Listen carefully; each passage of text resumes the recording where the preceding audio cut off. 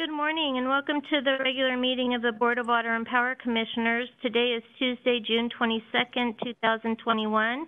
This proceeding is broadcast on Channel 35. The exact broadcast times can be found by contacting Channel 35. General Counsel? Good morning. In accordance with Governor Newsom's order of March 2021, this meeting is being conducted remotely. Similarly, in accordance with that order, public comment will be taken telephonically. Individuals wishing to provide public comment can call 213-306-3065. Again, that number is 213-306-3065. When prompted, please enter meeting code 187-134-9834. Again, that number is 187-134-9834. Members of the public will have 2 minutes per item, up to a total of 5 minutes. When calling, please identify what particular item you are speaking on, or if you are just offering general public comment. Also, when calling in, please turn down your computer if you're listening to the meeting on the computer, as we will have feedback. We may take a recess if we have technical difficulties or if we lose a quorum. At this point, I turn it back to you, Madam Secretary. Thank you. I will now conduct roll. President McCLAIN-HILL? Present. Vice President Reyes? Present. Commissioner BARAD Hopkins? Present. Commissioner LEHRER? Present. 4 members present and a quorum. I will now turn it over to President McCLAIN-HILL. Thank you. And I want to begin this morning with some opening comments related to Juneteenth.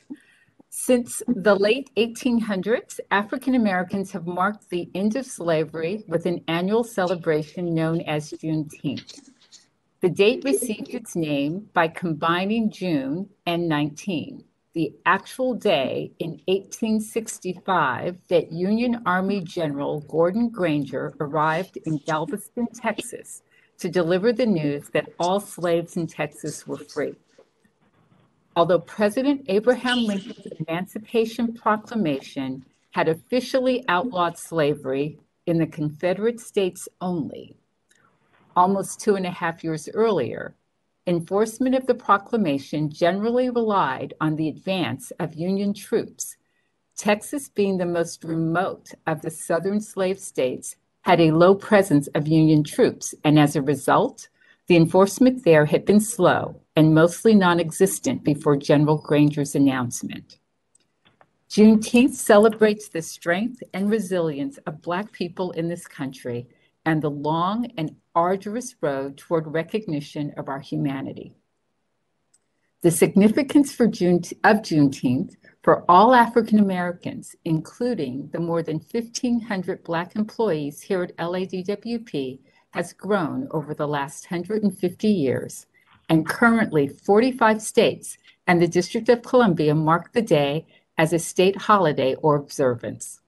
Last week, the United States Congress passed a bill to designate the day as a national holiday, and on June 17th, President Biden signed it into law, making it the 11th national holiday recognized by the federal government. 1 year ago, our mayor used the occasion of Juneteenth to issue Executive Directive Number 27 as a means of advancing racial justice and inclusion in every city department. He also named the city's first chief racial equity officer.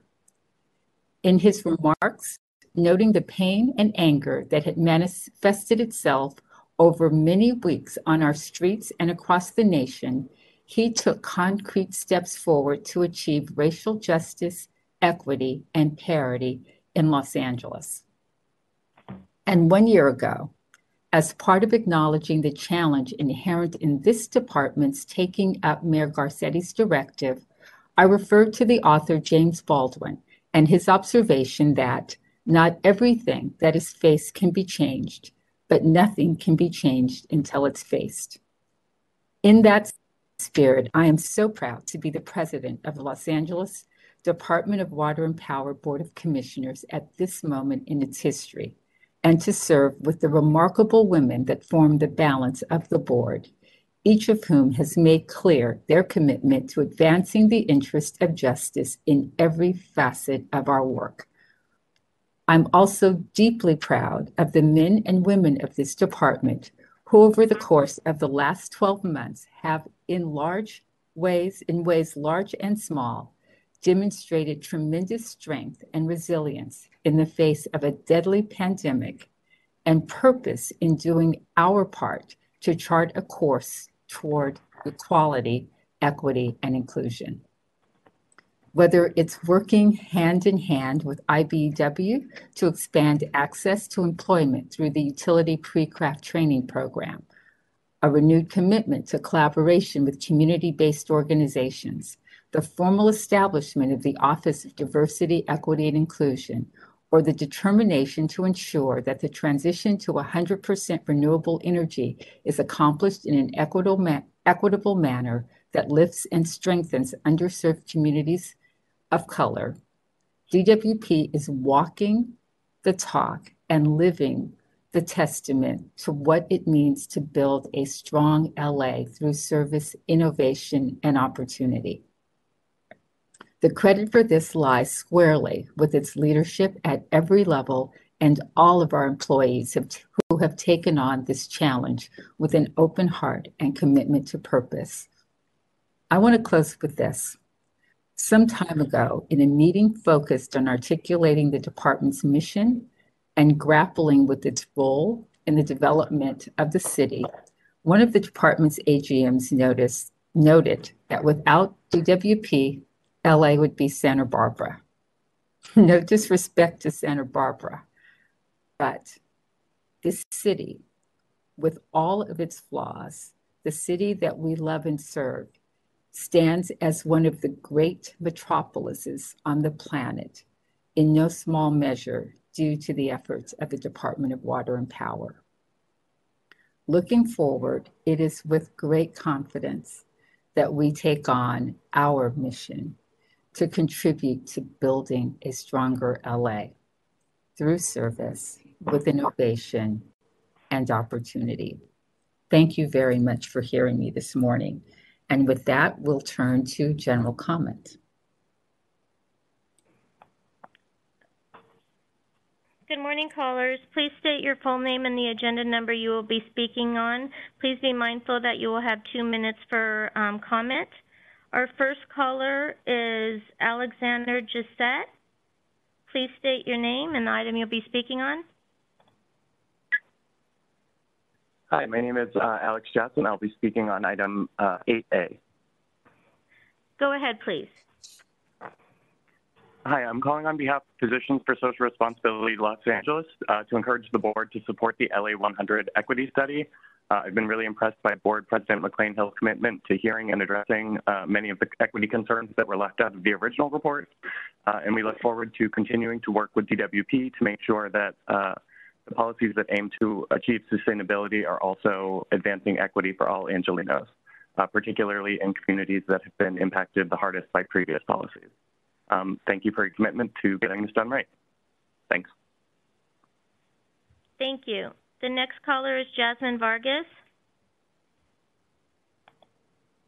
Hi, this is Jasmine Vargas. I am a senior organizer with Food and Water Watch, Food and Water Action, and I'm very grateful today to President Cynthia McCLAIN-HILL and the board to be taking on the issue of equity in the LA 100 study. And I look forward to hearing the presentation and working with our environmental justice partners and Repower LA and making sure this study is representative of low-income communities of color across LA that are really the drivers to the solution to our climate crisis. And equity is about action and justice, and we love to see justice being centered in this LA 100 study. I also want to elevate the fact that it's no coincidence that we're having this conversation around equity right now. We have a historic board of women and a president of color, a Black African-American president. And I think that when we have representation in our decision-making, we see equity and justice be uplifted. So I look forward to continuing to work to bringing more people of color, underserved communities, and EJ communities into this conversation around equity in the LA 100 study, and to elevate also the workers that will be building the 100% clean energy future and the transformation that will bring Los Angeles, to make sure that the investments are local and that the solutions are backed by the community. Again, thank you so much for this opportunity. We look forward to working with you. Thank you. The next caller, the area code begins with 213 with the last 2 digits of the phone number 55. Please state your name and the item number you'll be speaking on.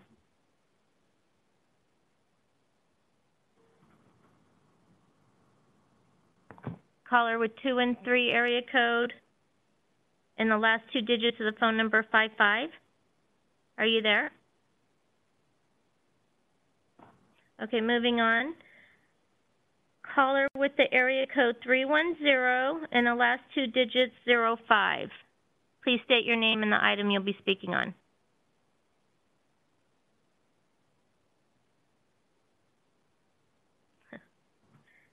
Let me repeat that again. Caller with the area code 310, last 2 digits 05. Moving on. Caller with the area code 323, last 2 digits 24. Please state your name and the item you'll be speaking on.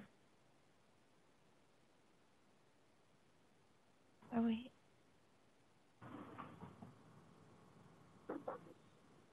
Again, caller 323 area code, last 2 digits 24. Are you there? Hello? Yes. Hi. Please go state your name and the item you'll be speaking on. Yeah. So good morning. My name is Rosalind Tovar, and I'm going to speaking on agenda item 8A. Please go ahead. Okay. So hi, everyone. My name is Rosalind from Communities for a Better Environment and Environmental Justice Org, and I am also part of the Repower LA Coalition, who has been working on a just transition to clean energy. So I want to thank you for bringing light an equity study, and we do look forward to participating and continuing to work on the decision making that needs to be made, but I want to make sure that that decision making is really community based and that we really continue to study how folks are affected due to equity, especially due to home ownership and income levels for our ratepayers. And knowing that most Angelenos are renters, I would like to make sure that that is really important when looking at how we're going to do a just transition to clean energy and how this is going to affect residential ratepayers as well.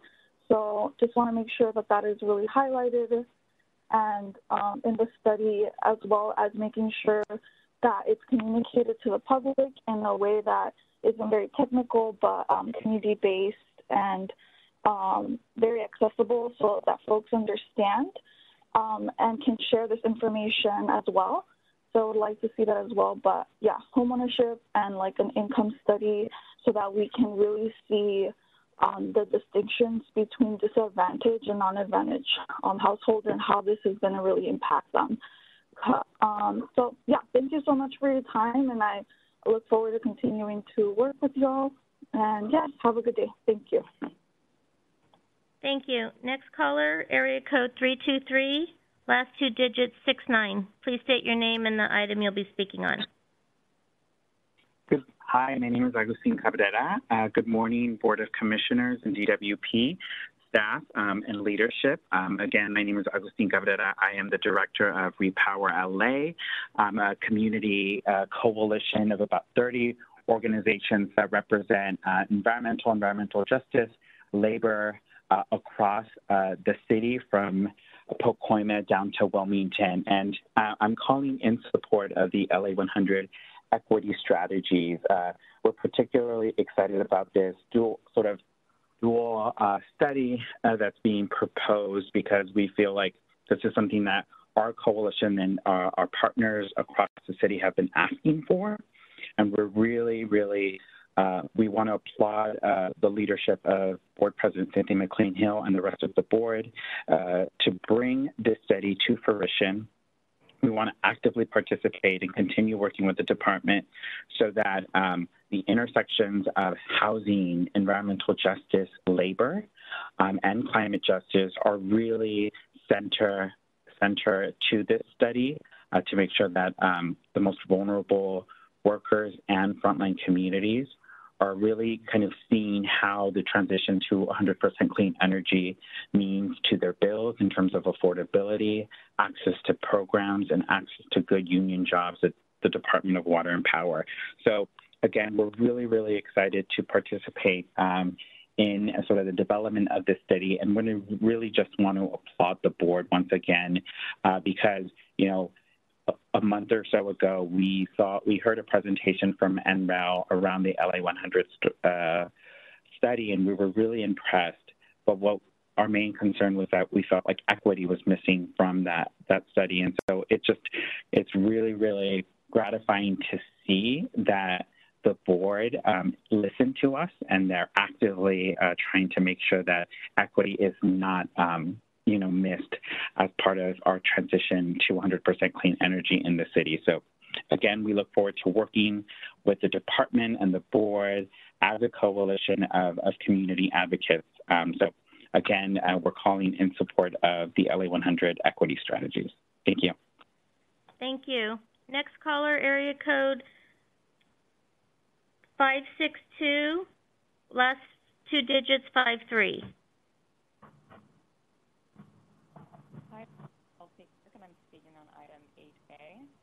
Go ahead, caller.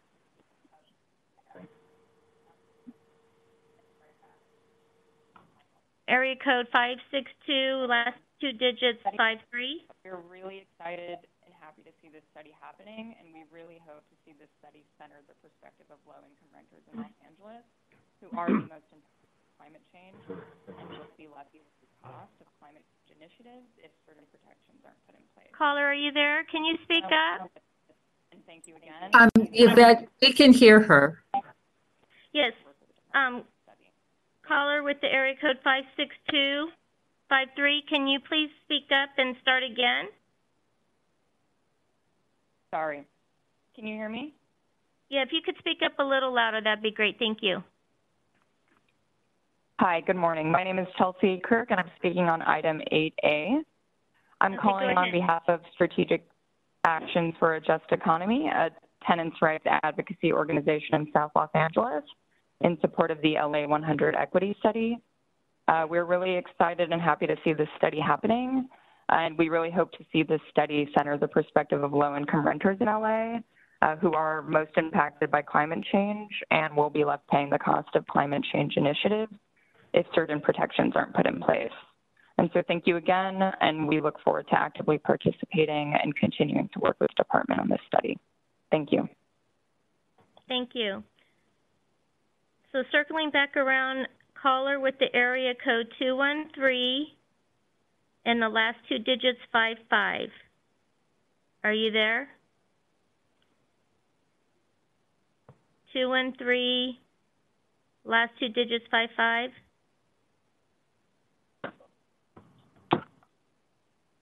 There he is. We hear. Caller, please state your name and the item you'll be speaking on.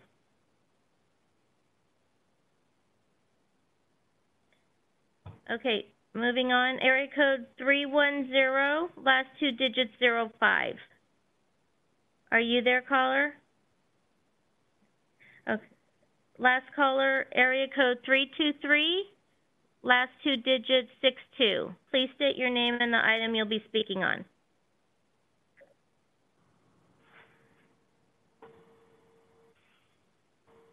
Area code 323, last two digits 62. Hearing nothing on that, all public comment is now closed.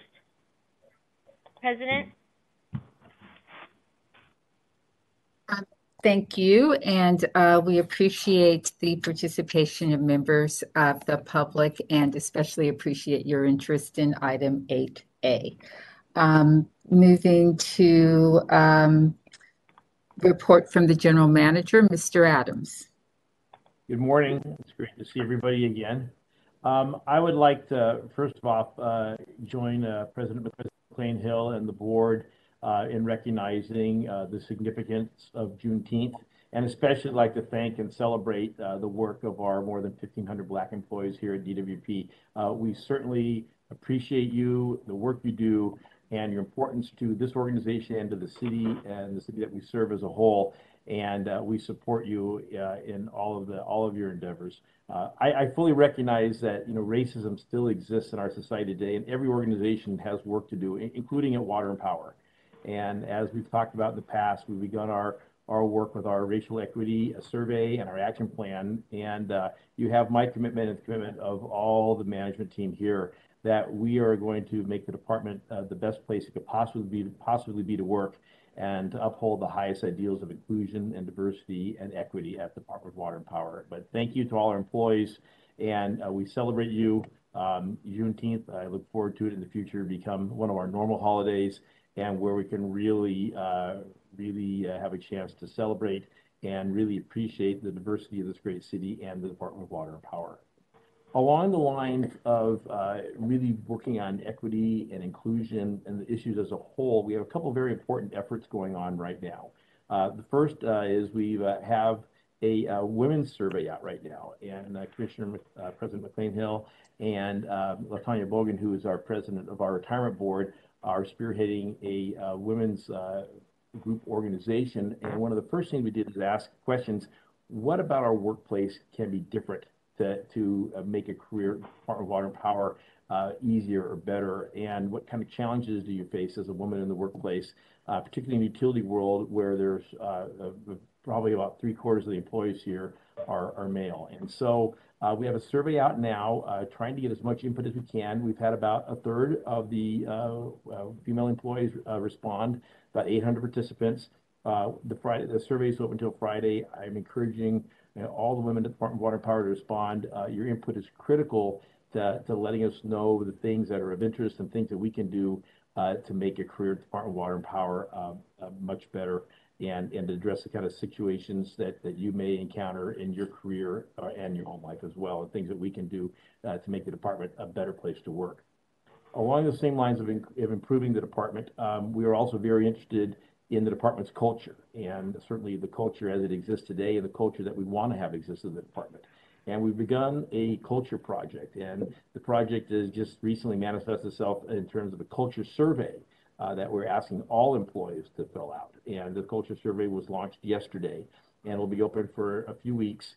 And we are asking all of our employees, all 11,000 employees, to take the time, either on a computer or cell phone, to answer the survey, to let us know in your experience, whether you're here in the building or out in the field, what you see as our culture today and what you see as a culture we are targeting for and also have as a company, so we can make a really concerted effort to really drive the department in the direction that we want it to be, and be the kind of workplace that we need to both serve the city and to be the best it can for all of our employees who are working here.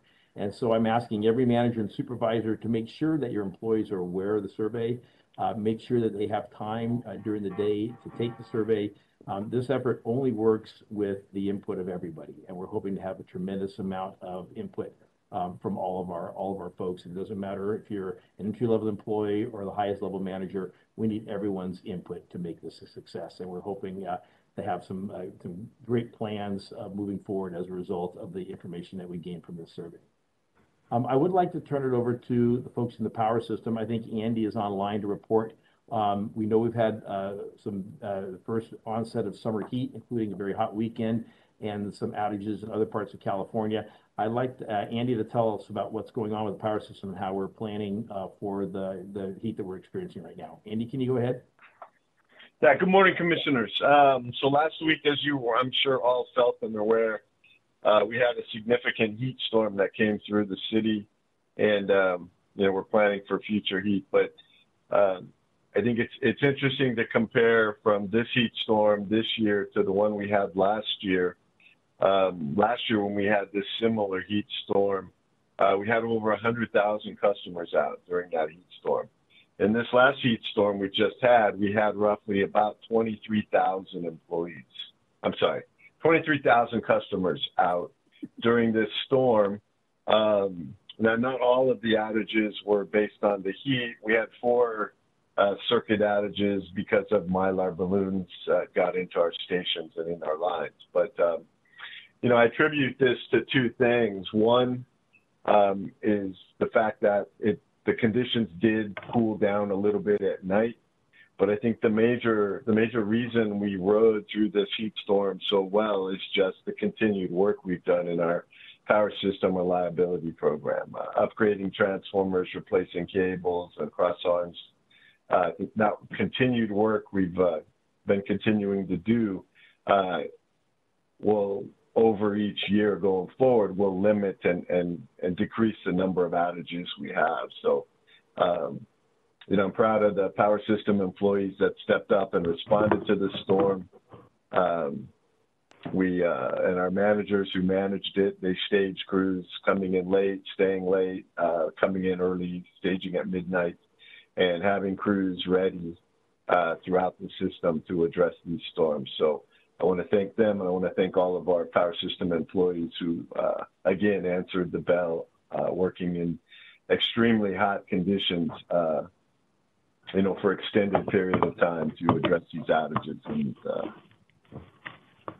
I think we rode through the storm particularly well. So, and again, we're constantly planning for new storms and preparing. So we'll be ready for the next one as well.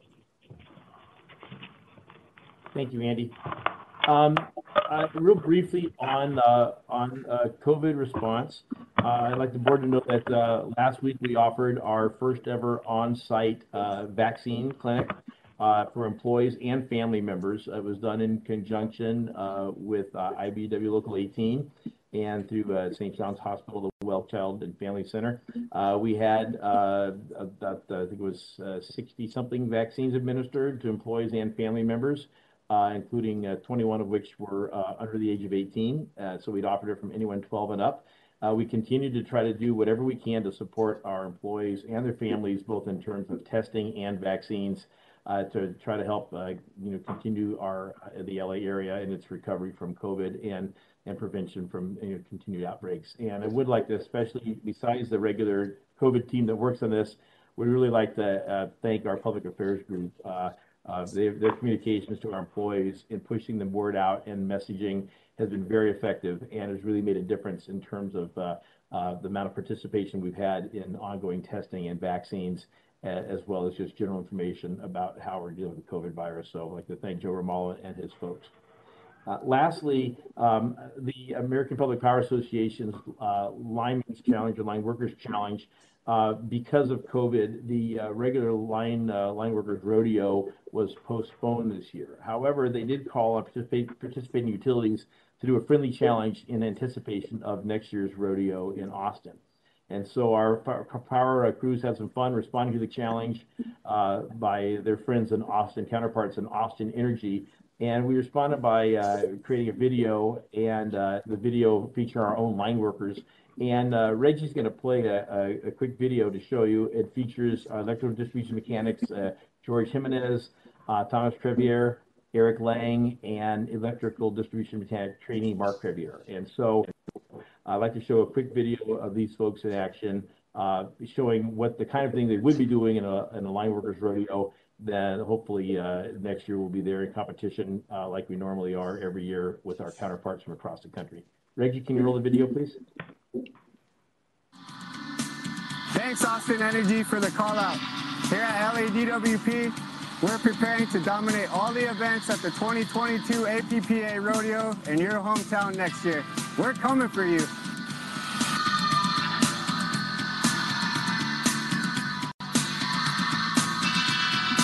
As the largest municipal utility in the nation, we are proud to bring reliable and safe power to our customers.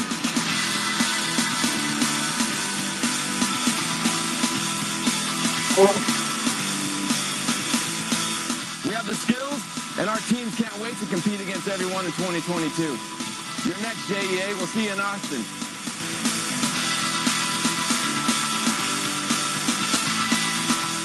We are the team that lights up LA.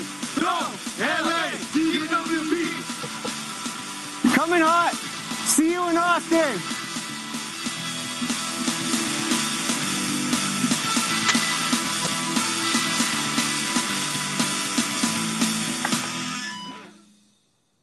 Thanks, Reggie. And thanks, Andy and Brian, for putting that together with the Power System folks. As the board will remember, last meeting we talked about our own internal rodeo that was going to happen last week, but because of the onset of the heat and needing to have all of our crews available, we did have to postpone that for this year. But that gives you a flavor for what to expect in the year ahead, and hopefully we'll have another chance to have a practice run with our own internal teams. It's quite the demonstration to see what they do on a daily basis. So excuse me.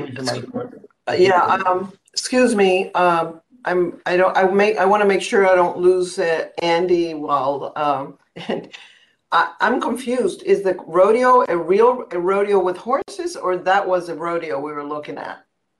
No, the rodeo is it's based on the work we do every day. So it's climbing poles and doing normal work. So we will, I just wanted to add, we will also be sending crews in October to compete in the International Lineman's Rodeo in Kansas, Bonner Springs, Kansas. So if any of the board members are interested in attending, we can get you the information. It's an interesting, enlightening trip. Thank you for that. To see linemen in their native element. Sort of like going to the zoo. Yes. I appreciate that clarification because I was thinking anyway, you can imagine. The other thing I had a question or comment about was as I was reading our package is about the Mylar balloons. I think we need to do more to let consumers know what Mylar balloons do. I happen to have, in particular, a daughter who I've been telling for a while that, and she was completely, grief-stricken by the fact that she didn't really understand what a tremendous sort of havoc they cause. So I think it would be appropriate, just given the recent report, to have something that Mr. Romalo could put something, sort of put something out in the LA Times to help people understand. And I hope the Mylar and the balloon companies don't come after us, but I think it's more important to get consumers to know what the impact is, just like plastic bags was for, for the LA River and our waters. So I look forward to hearing in the near future what it is we can do to let people know what damage they can cause. Thank you. We will do that, and I don't know if Joe wants to respond at all, but we will work more on that. And I will tell you that I think it's between 1/3 and 40% of all power outages are tied to Mylar balloons. So it's a disproportionate number. Right. It's a real issue. It was almost half of some of the outages you had that you were reporting on. So yes. So, and with graduations just happening, you see a lot more right now. So. Right. Marty, on the topic of the heat storms as well, do we have our AC optimization program up and running? Because of COVID, I know some programs have been suspended, but because of the heat storms, it would be wise to have that program. I'm sorry, Susanna, just really quickly, can folks who aren't currently speaking make sure that they mute their computer so that we don't get feedback? Thanks. Thank you. Did you hear my question, Marty? I did, and if Nancy's online, maybe she can give us the latest. We did have an issue with this a couple years ago where we were kind of acting as a middleman to send contractors out, And of course, the problem was that all the calls were happening during the summertime when there's already heat and the contractors were not really available to respond. And so we did change the program so that customers could call a contractor directly and get us out of the middle, and they were much more nimble in terms of scheduling. Nancy, are you on that you can give us the latest on that? Yeah, we have a restart schedule for all our programs. I don't exactly remember where the AC optimization stands in that, but we will be restarting our commercial direct install shortly, and then phasing in other programs. And I can get you the exact schedule. Yeah, and the AC was an issue with the private contractors going out. So we'll let you know where that stood, because we had some problems actually getting the contractors' availability before, and so there was the program looked better than it was working for a while, and we made some changes so that it was easier for our customers to leverage the program, because it was hard for us to get the scheduling, because people, it was like when it rained, everybody calls a roofer, same with air conditioning. Yeah, that program has been retooled, and I will check on whether it's restarted. Thank you. All right. I just want to note that Commissioner Neiman Brady has joined the meeting. Are there any other comments regarding the General Manager's report? And Mr. Adams, were you finished? Yes, ma'am, I am. Thank you very much. Terrific. Thank you so much. Then we will move on to item number 4. I'm not aware of motions that are being introduced for a future consideration. So we will move to comments from the ratepayer advocate on agendized items. Dr. Pickle, do you have comments at this time? I have some brief comments. I will speak up later on item 8A and make my comments on item 18 at the same time. And I will have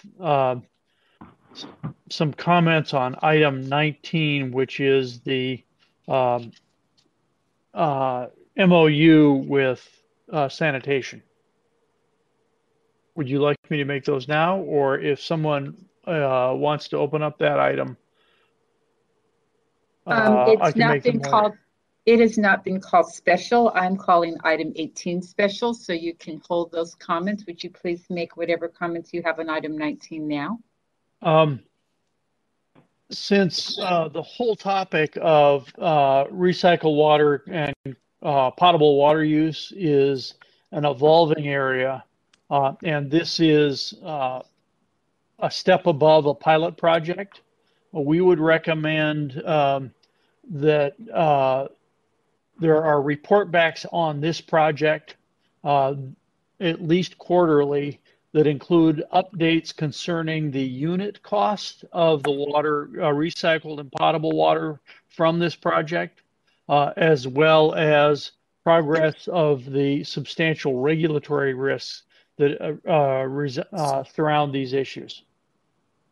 So the key thing about any pilot or early commercial project is having the nerve to cancel if things don't look good. So I think the board needs to hear about this at least quarterly. Can you elaborate on the regulatory risk you're desiring reporting on? Is the question about direct potable reuse of water and the viability of these projects. Direct potable reuse is an important issue in that fact, and in terms of the relative economics of this.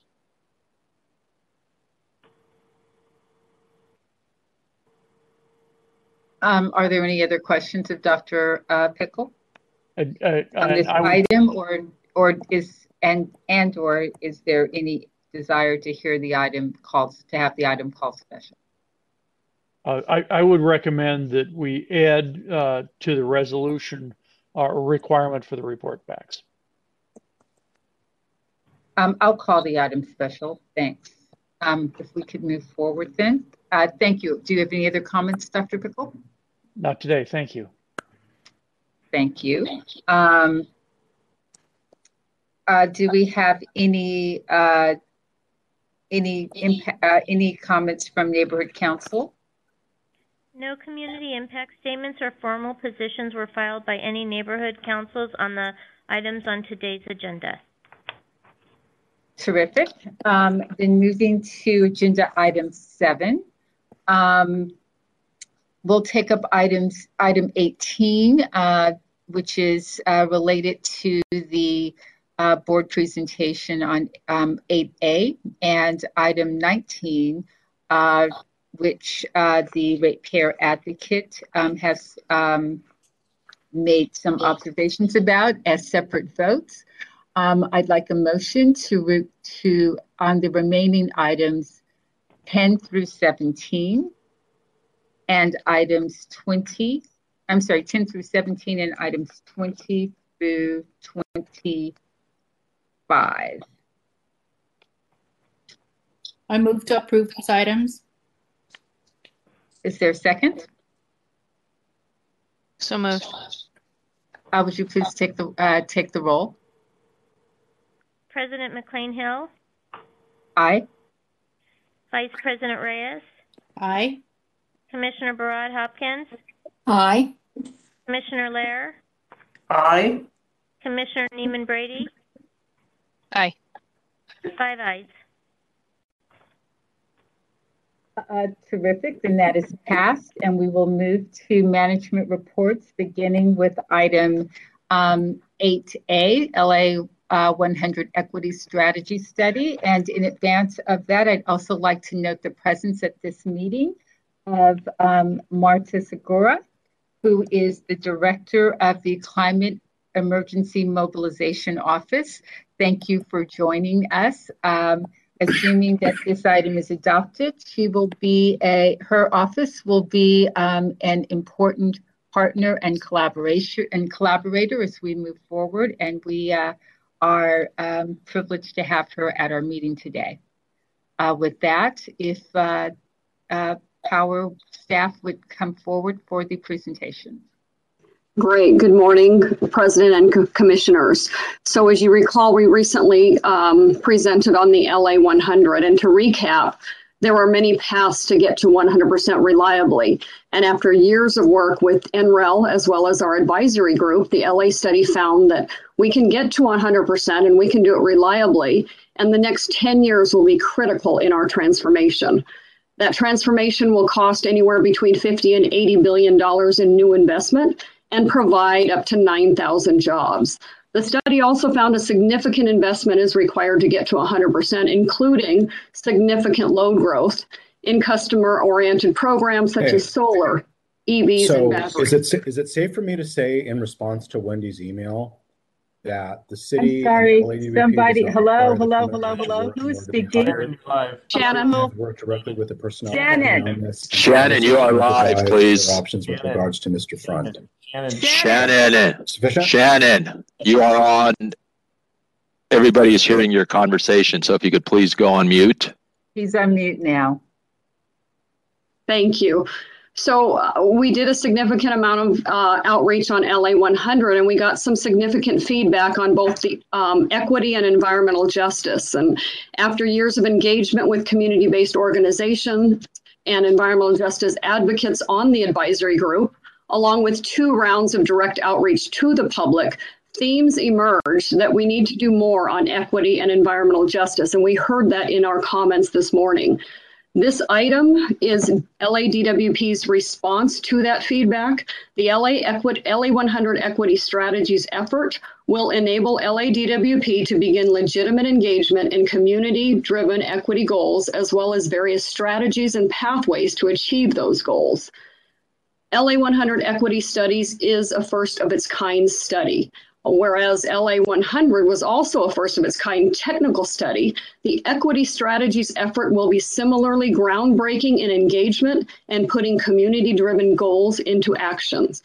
Past efforts have been limited and were not holistic. While we have made incremental strides on equity with the help of the Equity Metrics Data Initiative, we lacked specific prioritized community-driven goals, and we lack the strategies to overcome the barriers. We can build on those incremental successes, the equity metrics, and community-driven solutions. And we have the opportunity to start now before the $50 to $80 billion of new investment is made. So one thing I do want to note, there were some last minute non-substantive changes to a few pages of the agreement letter, just to adjust the contract price to be consistent with the board letter and the board resolution. Essentially, we removed the contingency funding in the agreement because we have no obligation to spend that, but yet we want to have the board approval if it is needed for additional funding. So presenting today will be two directors, both Simon Zodu and Jason Rondu. Also here today is both NREL as well as UCLA that are important partners in this important work. And they will be here if there are questions about their specific roles or participation in this one-of-a-kind, first-of-its-kind study. Thank you, Jason and Simon. Thanks, Reiko. Jason Rondu, Director of Resource Planning, Development, and Programs, and I'm excited to present this along with Simon Zodu to the board. And as Reiko mentioned, the LA100 study was truly unprecedented from a technical perspective. And what we're trying to do with this is, as also Reiko mentioned, be responsive to the significant and very specific feedback that we received through the LA100 study. So I'm going to give a recap of the LA100 study very briefly. I'm going to talk about some of the historical challenges we've had around addressing equity. And then Simon's going to talk about the proposal for the equity strategies effort. So on the slide that we're looking at right now, in short, the LA100 study found that we can get to 100% renewable energy. And this is an effort that we have partnered with NREL over the last several years. This originated from a directive from our council to look at ways to get to 100%. And that directive also asked us to look at environmental justice and equity as well. We know that we can get to 100%. We know that we can do it reliably. And we also know that we can do it by 2035. So there are many paths to get there. And we also have found from this that we can do it affordably from the perspective of rates would track inflation. We also know, as Reiko said, that it's going to take a significant investment in new dollars on top of all the dollars that we have committed to all the existing proposals that we have, to the degree of $50 to $80 billion. We also know that to get there, no matter how we get there, it's going to take a significant investment in customer-facing programs. And we have seen historically challenges around equity for those customer-facing programs, and we'll get into that in a little bit. So in short, we know that we can get there. We know that we can do it reliably. But what we don't know yet is, and what we need to find out, and what this effort will help us find out, is how do we do it equitably? How do we do it in a way that recognizes the uniqueness of the different neighborhoods in the city of Los Angeles? And how do we do it while it may be affordable on a broader scale? How do we make sure that our most vulnerable customers are not left behind through this process and actually benefit from this process? So on the next slide, the LA100 study also found that, yes, this can be done equitably. However, doing so will require intentionally designed policies and programs. And while that sounds straightforward to have intentionally designed policies and programs, we have experience over the last decade plus that shows doing that is extraordinarily difficult. And then doing that also means we need to have sincere engagement with the public to understand what their priorities are and what they view equitable outcomes are. So on the next slide, we'll talk about one perspective of looking at equity. And there are many ways to look at this. And again, part of this process will be to discover some of the priorities and the concerns from the public. On the next slide, titled Background,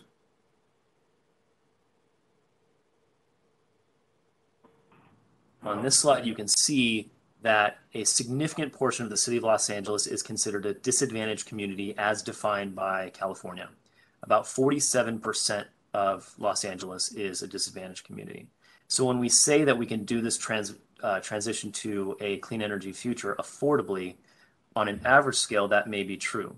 But we have vulnerable communities that maybe cannot afford even modest increases in rates to fund this. We know that we have put sincere efforts into having, on a programmatic specific level, improvements on equity. But what we've not done is had a holistic look, and that's what we're trying to do here. One of the chief impediments that we have had to equity and customer-facing programs and elsewhere is Proposition 26, which doesn't allow us to have specific programs that recognize things like historical housing discrimination, that would make things like net metering affordable to folks who can own homes and have new roofs, but does not recognize that folks that rent or live in multifamily cannot take advantage of rooftop solar programs like net metering. So what we've done is we've tried to design programs to address some of that. On the next page, you'll see where some of our solar and electric vehicle installations have gone historically in the recent past. So Feed and Tariff is a solar program where we actually have seen a little bit of adoption across the broader Los Angeles area. But you can see that the concentration of those installations happen to be in the more affluent areas. On the EV charging deployment, we have had really successful efforts to have used EV rebates as well as have a higher rebate level for chargers in disadvantaged communities, which will be coming online soon. But again, we still see concentration of existing chargers in some of the more affluent areas. On the next slide, you can see a really extreme case of this with things like battery energy storage, where that is among the most cost-intensive type of customer-facing program that's available today, where the customers that have a home, that have disposable income, that have good credit ratings and other advantages and other lack other barriers can access this. And you see a lot of this in sort of the West Valley and Mid-City and on the West Side. And you don't see quite as much of this in the East Valley and East Los Angeles and South LA. One example of Power Systems' efforts on engaging the community is our shared solar program. This was a program that we worked with Repower LA and other stakeholders over multiple years to understand how to design a program that would specifically target renters. But as I mentioned earlier, one of the chief barriers to achieving equity goals is Proposition 26. And so we were not able to, while we have had very good success with this program, we have not been able to reach the potential, in part because it's difficult to design the program at an affordable price point. So that we do have success stories, but there remains opportunities for improvement. And on the next slide, we can summarize some of that. We have, as Reiko mentioned, the Equity Metrics Data Initiative, which has helped us shine a light on some of the inequities that we have seen. We have the opportunity to look at power system infrastructure, whether that's reliability, new upgrades, ensuring that our most vulnerable communities that would be the most at risk through this climate, through increasing heat storms like last week and so on. We know that we have the opportunity to decarbonize transportation, and we need to look at what the air quality impacts are at a neighborhood level. We know that there are going to be a significant amount of jobs that are created as part of this. How can we ensure that those jobs are made available equitably, and how can we make sure that folks in Los Angeles have the ability to access those jobs? Housing is another area, and buildings is another area. Will the policies that we move forward on have a negative impact on housing, make it more affordable? Will there be unintended consequences around gentrification and other issues as well? This will give us an opportunity to look at that. We know that there's going to be a significant burden on a significant cost to transform the power system. And while the LA100 study showed that we can do this affordably on a broader scale, we also know that funding a $50 to $80 billion power transformation through rates alone as they're designed today is one of the least progressive ways to transform infrastructure. And we need to look at that. And we also need to look at the reality that while we're decarbonizing things like transportation and buildings, that means that our customers will be paying less in gasoline and less in natural gas and more in electricity. We need to have a broader look at what that energy burden will be. And as I said before, we also have to have a recognition that LA is extraordinarily diverse, and we have uniqueness among different parts of the neighborhoods, and we also have different priorities. So moving back to the LA100 outreach feedback that we received. And this is by no means exhaustive, but there are some common themes that we have seen through the outreach. We know that we need a better understanding of who's going to benefit, and we need to have neighborhood-specific air quality impacts and understand where the participation in customer programs will be. The feedback was, don't overburden low-income ratepayers, and that means from a pollution standpoint, but it also means from a rate standpoint. As we heard in public comment, there is a consistent theme around rentership, and renters outnumber homeowners in the city of Los Angeles, which presents an extraordinary barrier when it comes to participating in customer-facing programs and ensuring that frontline communities and disadvantaged communities benefit. And on the next slide, you see a continuation of this feedback. And this feedback was gathered over multiple rounds of engagement, not just with our advisory group, but also with the broader public. We know that, as we mentioned, there will be a significant amount of jobs created both within DWP and outside of DWP. And there's been recommendations on looking at a sort of clearinghouse so that folks are aware of these jobs and aware of how to access these jobs. And there was a big question of what does the future engagement process look like after LA 100? Will there still be continued engagement, and what will that look like? As Reiko mentioned, this is an effort for LADWP to be responsive to that in a real and meaningful way, and in a way that's never been done before by a utility. So I'm going to hand this off now to Simon Zudu, who will go into the specifics of what the proposal is today. Good morning, Commissioners. Simon Zudu. To summarize what Reiko and Jason mentioned, that's really trying to address the outcomes of the public outreach meetings and to ensure that all communities share the benefits of the clean energy future. We are proposing a second amendment to the LA 100 study, and that is required to perform this additional work that's needed to research, analyze, and evaluate equity strategies. And as mentioned earlier, we're going to make significant investments in terms of expanding existing programs and developing new programs. And we should manage these transitions specifically in the next 10 years in a very just and equitable manner, where this transition is, the outcomes are inclusive, the outcomes are neighborhood-based, and they are community-driven. Equally important will be the benefits, the costs, and the impacts of these strategies need to be modeled to achieve the optimum outcomes. And we will set real goals for equity. We typically set targets and goals for infrastructure-related decisions. And equity has been an abstraction, a concept that has been considered in many aspects. But however, in this study, we'll develop definitive, meaningful, quantitative and qualitative equity strategies and goals to measure and to determine what success will look like in the future. So that's a big part of the study. Another aspect of the study will be when we talk about a just transition of the grid, it includes a consideration of various types of justices that needs to be considered. These justices overlap, intersect, and combine at different levels in their application. To mention some, the climate justice, this refers to the causes and effects of climate change. We have environmental justice, which focuses on the fair distribution of the benefits and burdens of environmental decisions. And most importantly for us, energy justice.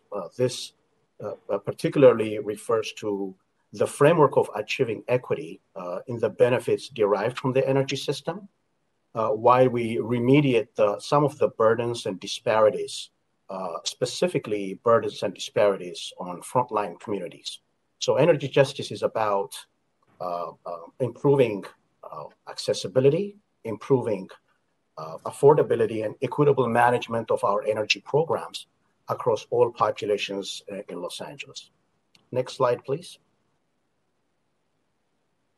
So the scope of work for the proposed amendment will address the three tenets of energy justice, namely the procedural, recognition and distributional justice. Procedural justice is about enabling community stakeholders to be involved in framing the problems, developing mitigation measures that will lead to those equity strategies.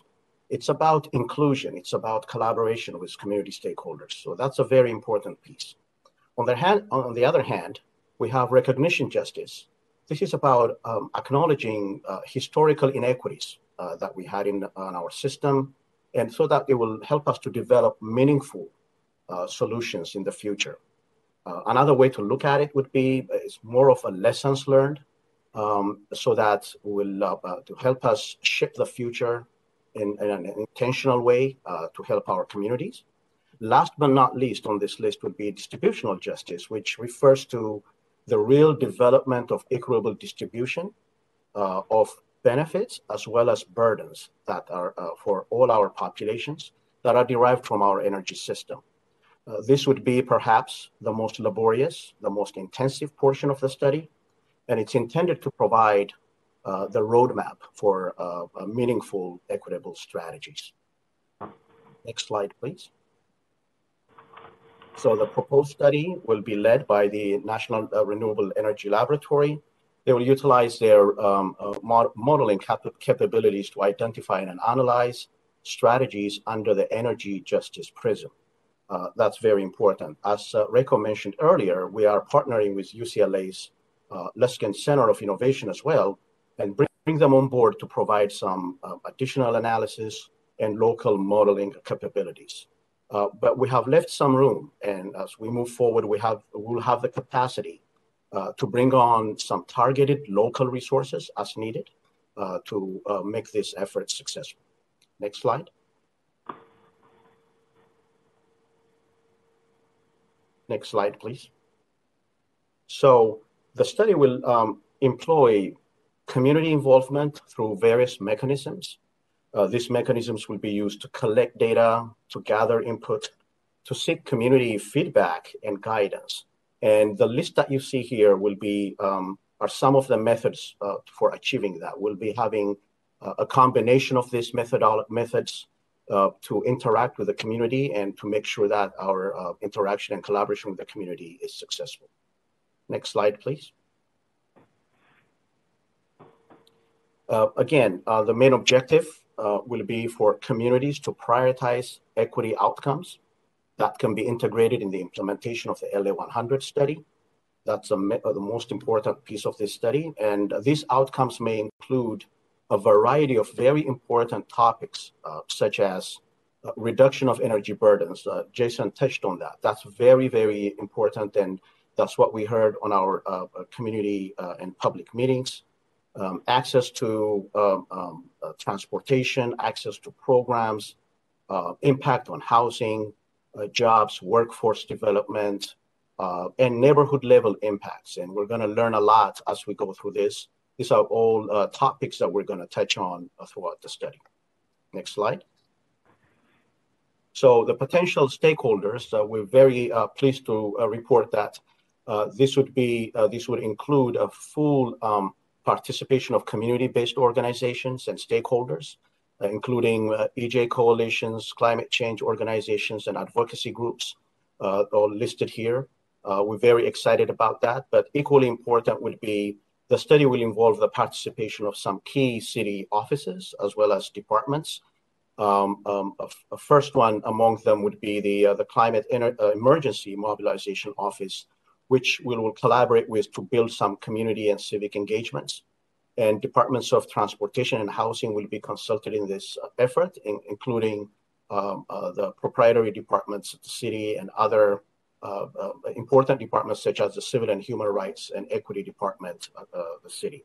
So this is, again, not only collaborative only with the community, but we will tap into some of the city programs, learn on how we can leverage some of the study findings throughout the city. Our goal is for it to be more of a template for success for the entire city, and we're very excited about that. Next slide. So in terms of a timeline, the study will take exactly 2 years to complete. But we will not wait for 2 years to get the entire result. There will be periodic deliverables along the way. You would notice on the chart that the procedural justice analysis and the distributional justice analysis will actually take 2 years on a parallel path, but the recognition justice deliverables will be ready within the first year. I would like to take a minute here and bring in Jason to talk about the strategic long-term resource planning kickoff that will start next week and how it relates to the equity strategies timeline. Jason? Thanks, Simon. And I think we want to take the opportunity to emphasize that the transformation following the transformation efforts that will follow the LA100 study will continue. And we have the opportunity to have both of these efforts, both the LA100 equity strategies effort, as well as the strategic long-term resource plan, both move forward and have feedback into each other. So we have a great opportunity to have that, and that these efforts are not mutually exclusive. We can do both of these things. We can do them at the same time, and we can make sure that these move forward in a way that make sure that we incorporate quick wins into the strategic long-term resource planning effort. When we identify feedback from the community, we can bring that into the strategic long-term resource plan as well. And there are definitely going to be stakeholders that are involved in both of these efforts. So we have a great opportunity right now with the conclusion of the LA100 study, the beginning of the strategic long-term resource plan, and the kickoff of this effort to happen and really converge all at once. And again, to emphasize, we can do this now before we begin to make all of these investments to try to ensure that it's done right from the beginning, where we don't have to course correct several years from now. So we wanted to emphasize that. Back to you, Simon. Okay. Thank you, Jason. Next slide, please. So in terms of cost for amendment number 2, the not to exceed amount for this amendment is approximately $10.5 million. And that includes a contingency amount for, as Jason mentioned, there are a lot of unknown issues that we need to explore. And for any unforeseen activities, we have budgeted a contingency amount for that. And as you can see on the breakdown of the cost, I think the bulk of the work under the study will be dedicated for the distributional justice analysis, which actually derives all the equity strategies that we are trying to develop. UCLA's involvement in this effort will be covered under a separate and existing memorandum of agreement that we have with UCLA, and that will not be part of Amendment 2's cost. Next slide, please. So the next stage and the future actions will include, first and foremost, determining what the study's governance structure will look like. And after that, we can develop an outreach plan, a communications plan, engagement with stakeholders, and work on the recognition justice to start immediately. And we will also do a lot of research and learning from other successful equity initiatives across the nation and within California as well. So we don't have to reinvent the wheel. We're going to learn on some of the progresses that have been made by other agencies. So as a concluding remark, I just want to make this note that this study is about collaboration with community stakeholders, and it's about empowering community stakeholders. And it will include a lot of listening, a lot of learning and understanding on our part of our community's priorities. And our aim for the resulting equity strategies is to be, for the strategies to be meaningful, for them to be measurable, sustainable over the long term, and fair to all communities across the city. So very happy to be part of this team in terms of engaging with this very exciting project. So this concludes our presentation, and we'll be very happy to take any questions that you may have. Thank you. Thank you. And before recognizing others, I'm going to break with a little protocol here and speak. I want to to thank the power system along with INREL and UCLA for all of their work in pulling together this contract amendment.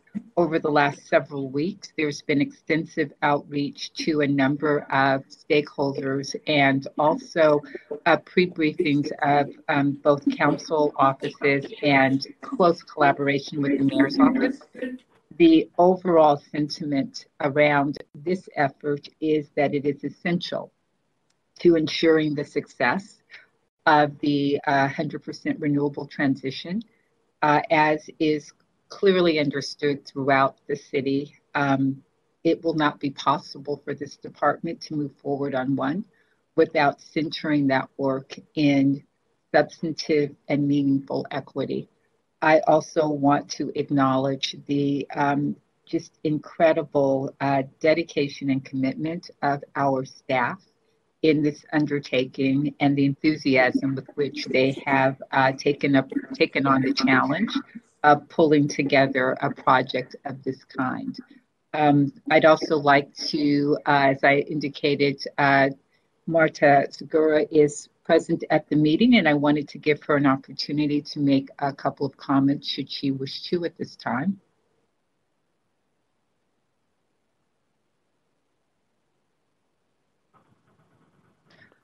I'm having trouble with my computer, so I can't see you anymore, but since I don't hear you, I'm going to assume that we can move forward.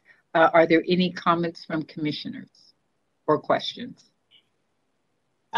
I just want to also applaud the entire department, especially the power system, for helping move this initiative through. This is a long time coming, and thank you for the board leadership on this particular a specific initiative that we'll be undertaking. I know that, we have to understand the context and intersectionality of a lot of the programs that we will be looking at. I love the systems thinking and holistic thinking that will be used to really seek to understand the issues more holistically from different perspectives and building on areas of common cause and synergy with our community-based organizations and local governance. And really moving away from, say, false binaries that we've been facing before, like jobs versus the environment, and towards more systemic approaches, such as the jobs for the environment, and really creating that economy that works for people and the planet. So thank you. I'm very, very thrilled that this is now coming into fruition. It'll be 2 years, but that won't be long. There's a lot of dynamic movement that will be created from this. And I'm really excited to be on this journey with you all. Thank you. So I also want to commend all of you for the hard work. And as the environmental planner, landscape architect, and systems sort of trained professional, I'm impressed and appreciative of where this can go. I will say that as a citizen, also an environmental activist who is part of some coalitions, I never once was invited to any of the sessions that have been going on before this equity strategy or now. And I've said it, so I would have thought that by now I would have been on some list, as I'm very passionate and very curious and interested to contribute to, or at least hear the dialogue directly. So thank you very much for the incredibly hard work, and as usual, DWP staff doing amazing work. I also collaborate a lot with the Luskin Institute, so I'm glad to hear what's happening with the collaboration with Luskin, and glad to learn, and not having had to learn it from them, but from you, that you're collaborating. Thank you very much. Hi everyone. This is Marta Segura, the director of the Climate Emergency Mobilization Office, and I too applaud the efforts of the leadership, LADWP, the community organizations that catalyzed this process. It comes at a pretty good time because the Climate Emergency Mobilization Office is also embarking on its own community assemblies process and stakeholder engagement design process. And I think there's a lot that we can share and collaborate on and contribute to. And I'm hoping that they could be complementary to one another, support the efforts, because many of the organizations that will likely be participating in your engagement process will also be leaders in our engagement process. So I look forward to speaking to all of the principals for the study and the leadership on how we can maximize this opportunity and create a model for the rest of the nation that will put LA not just on the map for being innovative, but actually solving many of the issues that were presented earlier today. So thank you, President Cynthia McCLAIN-HILL, and everyone else who has invited me here today. Thank you. Thank you, Marta. Any other comments from board members? Commissioner BARAD Hopkins has her hand up. Thank you. I want to piggyback on something that Mia said, and that is that she wasn't invited. I noticed in our packet that neighborhood councils and alliances are part of the 100, but I don't remember anyone ever coming to our meetings to discuss it, and to invite any of us to attend the meeting. So what I would like is to know who exactly was on the LA 100 Equity Committee, and I'd like to know also, not the alternates, but the actual members, what was their ethnicity and their gender. Because one of the things that I've been talking about for months and months and months is that I don't see any real emphasis here on gender equity throughout the city. And I think that when we're talking about jobs, that I think that's what we need to talk about, is how we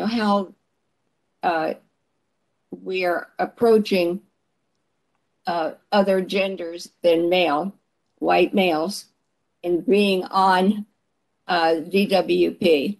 I know that we have quite a lot of female engineers, which I really like to see, but I would like some kind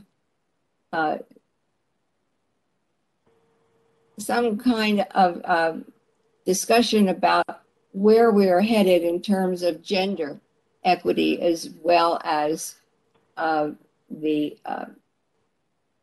racial equity. I think that's very important, but I think we need the gender equity as well, and we need to develop an outreach plan to bring in more women into our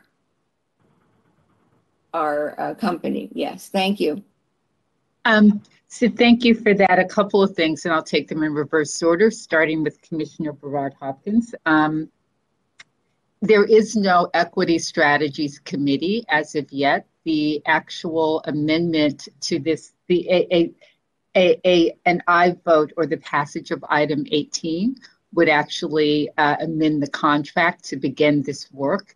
So there are no formal participants at this juncture. However, I am certain that staff has noted, as have I, that we should work closely with you in our effort to include appropriate representation of neighborhood council in this effort. I can't speak to how the neighborhood council process was managed through the LA 100 study, because I didn't follow it at that level of detail. But with respect to this, rest assured that we will collaborate and leverage your relationships to make sure that we are appropriately working with our neighborhood council structure as we move forward.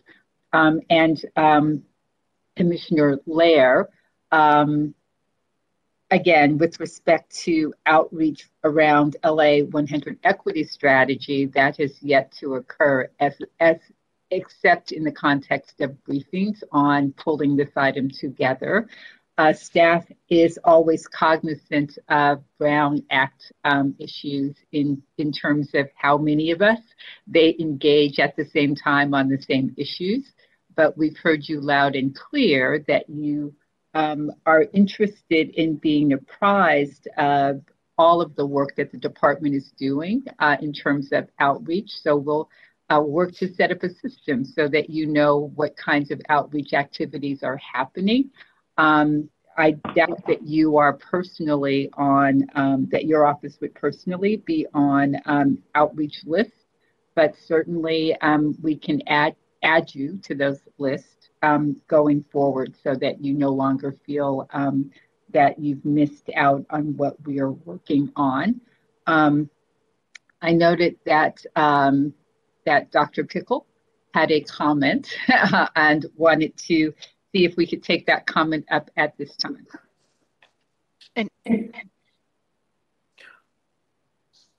Dr. Pickle? And I want to thank you, President McCLAIN-HILL, and I want to say hello to my friend and old a colleague of many years on environmental issues, Marta Segura. Mucho gusto de verte. No, I appreciate that. I'm concerned that we're going to begin losing commissioners and wanted to move forward to a vote on item 18. So, Dr. Pickle? I would add this is an important step in a huge amount of investment we expect to make over the next 30 years. But let's not lose sight of our need to address things like low income rates and lifeline rates and general impacts on the poorer sectors of the city through rate processes or through other forms of reducing rates for the less advantaged. That will need to be a separate step. No, thank you, Dr. Pickle. And as I think Commissioner Reyes pointed out, this is not an either or process. It's an all hands on deck in every tool that we've got process moving forward. Marta, thank you so very much for your comments and for your participation here. Commissioner Neiman-Brady, did you have a comment? Yeah, I just wanted to add to the appreciation of all the efforts.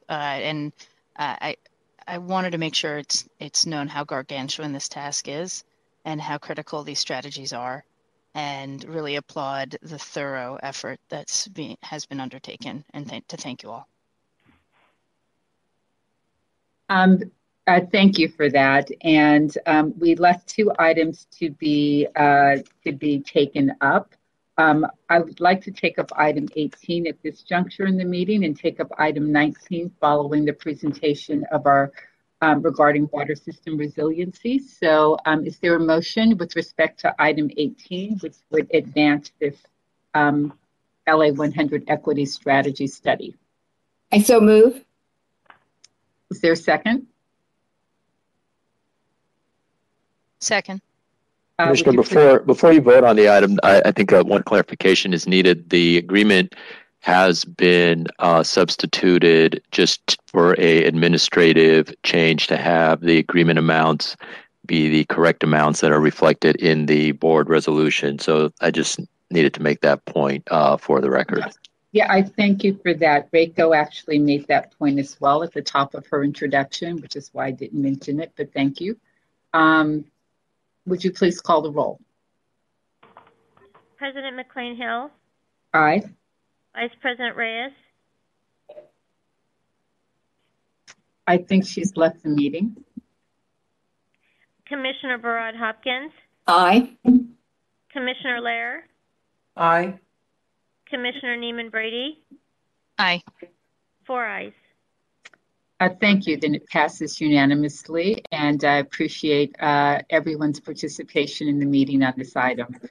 Can we now move to presentation to 8B, which is the presentation regarding distribution grid modernization, which means that power system is up again. Yes, thank you again. That was so exciting to see that last item. So Power System is also undertaking a number of initiatives to ensure that our local distribution grid remains reliable and will meet our future electric service needs as we implement new technologies to improve our operations. Emil Abdel Shahid, our manager of Power System Information and Advanced Technology, will provide an update on a major portion of that effort to modernize our grid and is associated with item 16 to purchase smart meters. That is one of the components of this overall effort. So Emil? Thank you, Reiko. So today we're going to talk about distribution grid modernization and a few items just to set up the framework. We want to discuss how we're building the future for the electric distribution system.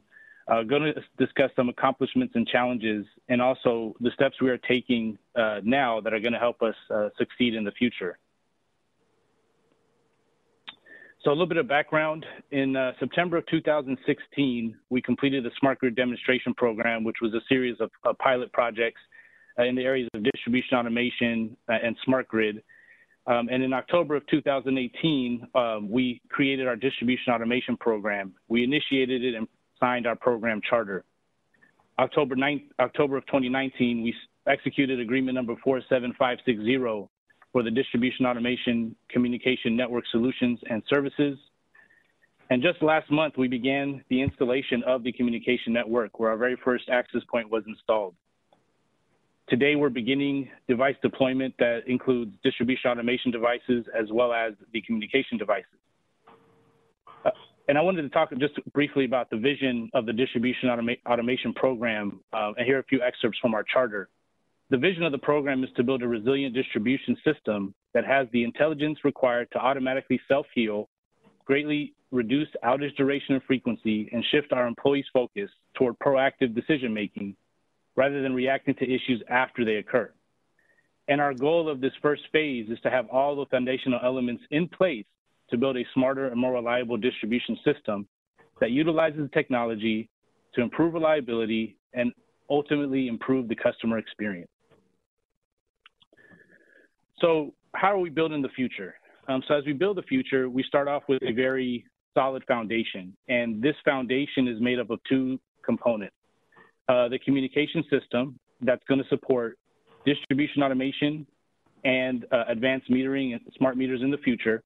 On the left-hand side here, you see a photo of the very first access point that was installed last month with our DWP crews installing it as we continue the rollout of our communication network. On the right-hand side, another piece of our foundation is the geographic information system. In order to succeed with distribution automation and smart meters, we need to have an accurate representation of where our assets are in the field on the distribution system and how they're all interconnected. This not only allows our job of keeping track of everything, makes that easier, but also helps our operators when they do their job of dispatching and restoring and responding to outages. Currently, we're in phase one, where we're the distribution automation communication network. Part of the foundation is this communication network that we're deploying now. This phase one is focusing distribution automation around the worst performing circuits. We're taking devices and smart devices and sensors and deploying them where we feel we'll get the best value from a reliability perspective. We're performing several integrations with operational systems so that the operators can use the data from the sensors on their operational screens and provide them more awareness so they can do their job better. As I mentioned, the communication network is a big piece of this. We're also deploying the back office software and hardware that makes the communication to the devices and the data transfer possible. While we do this, we're also keeping in mind cybersecurity and data management as we're introducing several new points into our, that could potentially be points into our network. And we're installing the first 5,000 smart meters as part of this phase one. This also leads us into phase two, which is smart meter deployment, where we plan on installing 1.5 million electric smart meters. We plan on taking on challenges such as business and organizational change as we leverage smart meters and their functionality. We want to ensure that any meter we install is integrated so that the the meter can be billed accurately. And we want to build out a smart meter communication and operations center, which will support our workforce transition as these smart meters will introduce new functions and new roles and responsibilities. And that also sets us up for phase 3, which is more advanced grid modernization and smart grid programs, where we want to do advanced distribution management, distribution system management, continue the process to change the business and the organization to use the technology, support programs like distributed energy resource integration, and we want to automate the entire distribution system with these devices that we are deploying in phase 1 and phase 2. So all this together is building the future for grid modernization on our distribution system. So where are we today? Today we are deploying the communication system. The communication system is going to support 1.5 million smart electric meters. The communication is going to support distribution automation across the entire service territory and in the Owens Valley. And without this communication, and this communication system is the gateway to smart grid for any Internet of Things applications and to be able to communicate to any devices out in the field. Our short-term goals as part of this phase 1 are to deploy the necessary software to allow this communication and the data, and to integrate these systems so that our operators can use the data from these sensors in the field in real time to do their jobs better, give them more operational awareness. We're going to be installing a number of devices, which we'll talk about a little bit later in the presentation. And we're looking to standardize with these devices that we're going to be installing so that to facilitate large-scale deployment. From a long-term perspective, we're looking to eventually deploy similar devices system-wide as part of our overall distribution automation effort to make sure that we enhance our operational awareness, give our operators real-time information. This real-time information will help improve our outage response, which will then be further augmented by smart meter deployment system-wide. All these devices are going to provide us a large amount of data. And so part of our long-term strategy is going to be to leverage this data and have a better data analytics posture so we can manage the data and use it for data-driven decisions. So all this put together helps us build a bridge to our customers, a technological bridge. On the utility side, we see several benefits, but we also see benefits on the customer side. On the utility side, we see the opportunity to better manage and provide better quality electricity to our customers, therefore allowing us to save energy downstream as we generate electricity. Furthermore, the operational awareness and improving our reliability, allowing our operators to make more proactive decisions to anticipate issues before they occur is a huge benefit that not only improves reliability, but makes our customer service so much more robust. On the customer side, with more information, such as data coming from smart meters, customers will be more aware of their energy usage through a customer portal. Not only that, there's other self-service options that this will enable, such as customer turn-offs and turn-ons. With that, as we further evolve with our distribution grid modernization, we'll find the opportunities to build out more enhanced customer programs because we will have more information and more technology and more capabilities down the road. But there are several challenges when we think about large-scale deployment, whether it be smart meters or any new technology. Organizationally, there are challenges as we will need to introduce new business processes. There's going to be new technology that allows new functions, and that needs to be introduced and adopted by our staff. There's going to be new roles and responsibilities, different things that will need to be maintained on a day-to-day basis, and policies that will need to be implemented in order to support the large-scale deployment while giving our customers options. From a technology perspective, we need to make sure that the meter-to-cash process is solidified so that any meter that gets installed in the field can be billed right away using the over-the-air read. And we have to make sure we have a solid meter data management system that's prepared to handle 1.5 million electric meters. From a resource perspective, all this equipment and material requires budget. Installing all this equipment requires labor, and we need the materials. So there's definitely some resource constraints that need to be considered as we evolve the distribution grid modernization. But even with all this, there's some basic logistical challenges that we need to address, such as space. Where do we put all these devices, all these meters, when we order them in preparation for installation? How do we test these meters? How many meters can we install on a regular basis? And that depends on the number of meter installers that we have. There's going to be resources needed to manage the overall effort and also ensure that as these large volumes of meters get installed in the field, the data is captured properly so that we understand, so that we can bill each meter correctly and accurately right off the bat. There are several areas of synergy where distribution automation, our phase one, supports the future and smart meters. For example, the biggest benefit, the biggest synergy is this communication network. We're deploying a system-wide communication network that's going to go across our entire service territory and in the Owens Valley. Therefore, when we start installing smart meters, we will have a communication system that's ready to go. We will simply need to optimize the system in any areas that we see any weak communication. And this is a snapshot of what that communication system looks like. Our distribution automation and our smart meters will be using the very same foundational pieces, these access points that you see here, and these relays that you see here.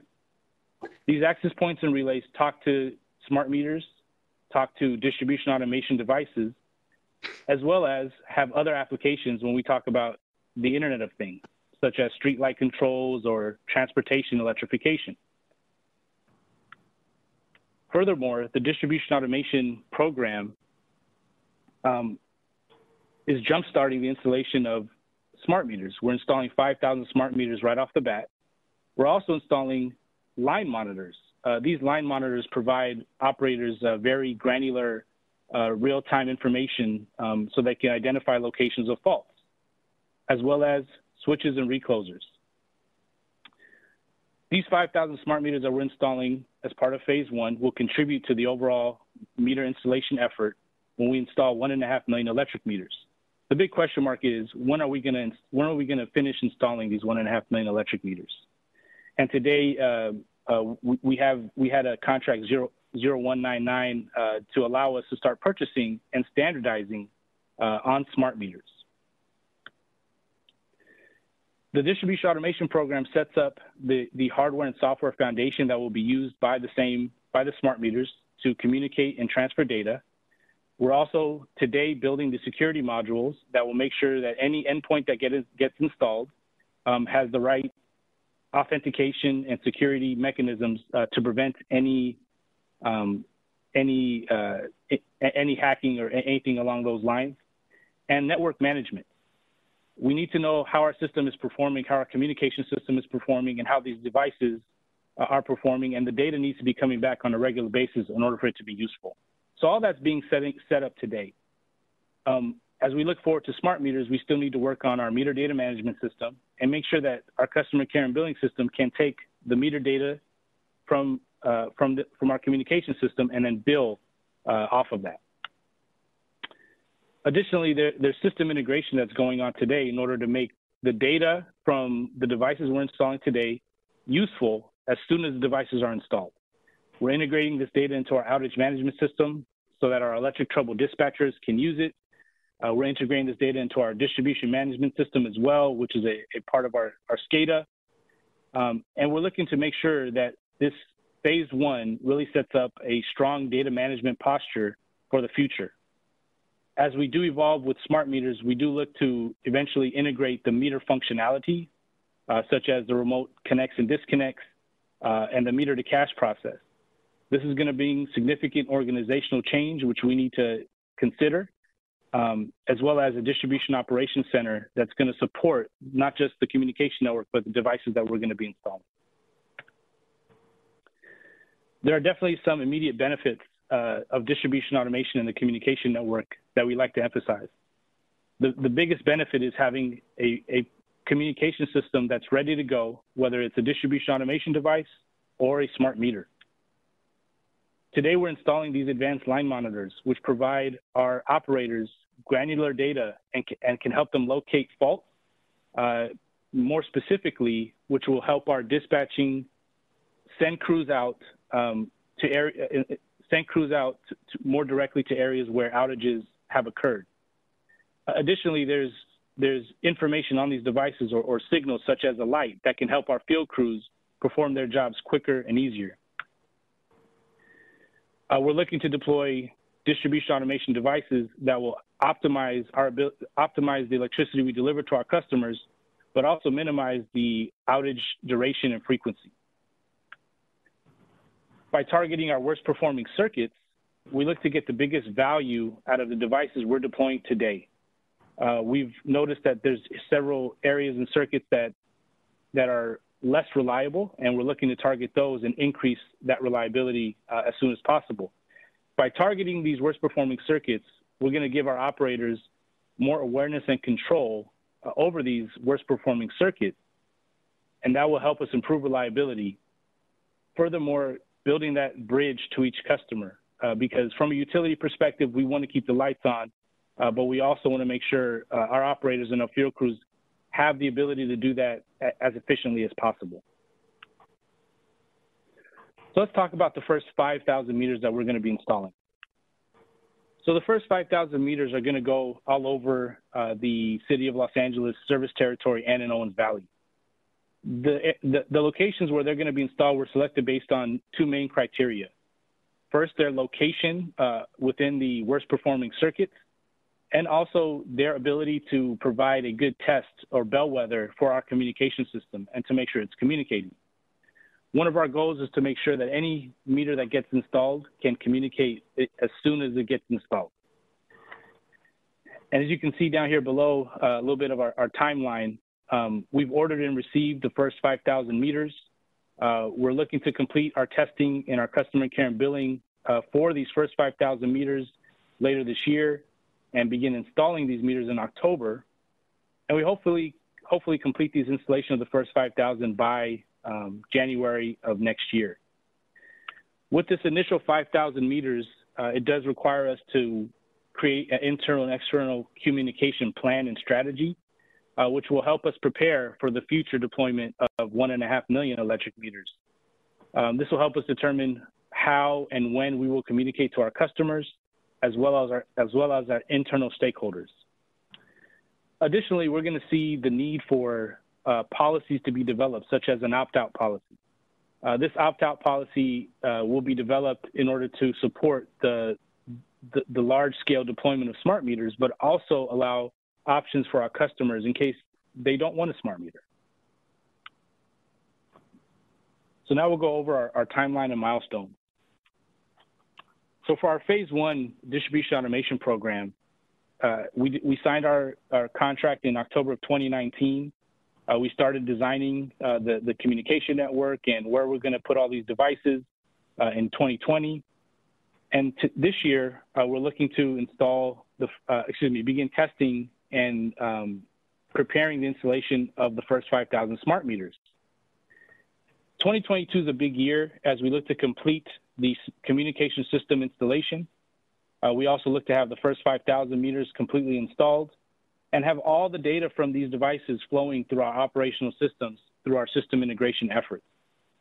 We look to complete phase 1 by September of 2024.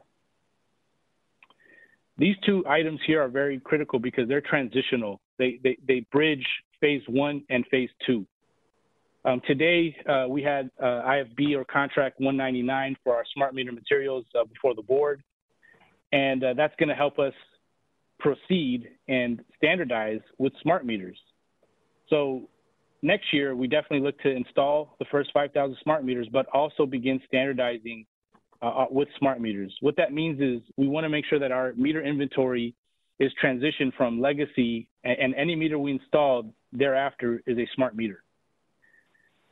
With phase 2, smart meter deployment, there's definitely some challenges that we're going to see. We have to make sure that the meter to cash process is integrated properly. And with that, the meter functionality is integrated properly, and the proper organizational change as it relates to new functionality, new technology is executed. These new devices will require a workforce transition, as we will have new devices that will need operations and maintenance. And as you can see here in 2023, we look to create and staff the Smart Meter and Communication Operations Center, which will support the workforce transition. We also look to continue the deployment of smart meters by having our annual replacement transition from legacy to smart meters. By the end of 2023, we'd like to ramp up the teams as we prepare for large-scale deployment. Emil, what is in the following years. the rate of that? So annual, it says 45,000 is what you would do annually thereafter? Is that what that says? 45,000 is our annual replacement, whether we have smart meters or not. And so the idea would be that all going forward would be smart meters. Correct. Okay. And in 2024, we look to ramp up and really begin large-scale meter deployment and continue large-scale meter deployment between 2025 and 2028, hopefully getting all the meters installed by December of 2028. And from there, we continue on with phase 3, the grid modernization and smart grid programs and the more advanced functions that we look to execute. So, today we talked about how we're building the future. How the work we're doing today really supports our future efforts with smart meters. We talked about some of the operational benefits we'll hopefully start seeing as soon as this communication system is up and these devices can communicate. We talked about some of the challenges that we will face. And with that, I appreciate the opportunity to talk to you about distribution grid modernization, and we'll take any questions at this time. Emil, that was an awesome presentation. Thank you. Very clear and impressive. I have a few questions. How does one know whether one has a smart meter or not? So in the DWP service territory, yes. We have you'll be able to see a meter name, a meter number. And by seeing that meter number, you can tell whether or not you have a smart meter. But even before that, if you do live in the service territory, we will be communicating an outreach through an outreach plan to those customers that will be receiving them. So they'll know ahead of time that it's coming. And is it by neighborhood or by territory, or how is the decision made when and where the meters are installed? So we selected the initial 5,000 locations based on the worst performing circuits was one of the main criteria. So we wanted to get some sensor data from the areas that we seem to have more problems. And so we wanted to install those meters there. But also another criteria was to test out the communication system. So by spreading out the meters, the way we're spreading them out, we're really testing how well our communication system is going to perform when we have more and more meters. In terms of when, the when piece is determined by the districts. We have construction districts here at DWP, and we will be rolling out our meters district by district as crews are available. Okay, that's clear. Thank you. And in terms, it seems like this is an amazing technological feat. Like, have you been building up your knowledge about these networks and so to know, or do you have choices? Did you start with a network that you were using and technology you were using over the last decade and build on it? So that's a great question. So, here, at least from my personal experience, I've been working on these type of projects for at least the last almost 12 years now. We've seen a lot of utilities. We've visited a lot of utilities. We've learned from a lot of utilities and a lot of the mistakes that they've made, or some of the things that they wish they didn't do. In addition to that, we have, through our smart grid demonstration program, we also piloted a similar system. So, this large step that we're taking forward has really been significantly thought through, and I like to say premeditated, so that we don't make the mistakes that other utilities have made, and we actually benefit from the lessons learned by other utilities. And we've been talking to our neighbors in California, as well as throughout the United States. So we've done a lot of homework and research to get to this point. Thank you very much. Sure. Are there any additional questions or comments from commissioners? Commissioner Neiman Brady. Yeah, just one more. Just about the procurement process of the smart meters and how you go about that. And given there are several types of smart meters, how do you decide which one? Sure. So one of the drivers behind this distribution automation communication network is having a system that's agnostic to the devices that get installed. So when we put out a specification for materials, one requirement that we would have would be that it would have to communicate through this network. And our network that we selected has the most variety of meters that are compatible and interoperable with it. So the procurement process that we went through, we put out an RFP for the communication network, and we put out a specification for the meters where we gave requirements, and we awarded it to the bidder that met the requirements at the best price. Okay, and so you're saying then you have the ability to change the vendor going forward as long as they're continuing to meet the specs, but the protocol that you've established is set, and then there are several vendors who can comply with that protocol. Correct. Okay, great. Thank you, and I appreciate this presentation. I know that there's a great deal of interest in the department's overall capacity to communicate with and have visibility into its system, and with the various other customer-serving features that are associated with smart meters. I also appreciate that this is a large-scale technology project that requires both care and coordination of a number of systems within the department. So appreciate the thoughtful way in which you've laid it out. Am interested in and will be scheduling a continued sort of follow-up so that we can understand and monitor the progress of this effort, as again it has implications for so many aspects of the department. Clearly, anything that gets delayed delays the entire thing. So look forward to seeing its continued rollout. Any other questions or comments on this presentation? Dr. Pickle, did you have anything to offer? Yes. One thing that concerned us in the timing was that meter data management is part of the long-term effort, where our office and also your own outside consultants have said meter data management really should be one of the first steps before large-scale installations are begun. So we hope that we didn't understand that.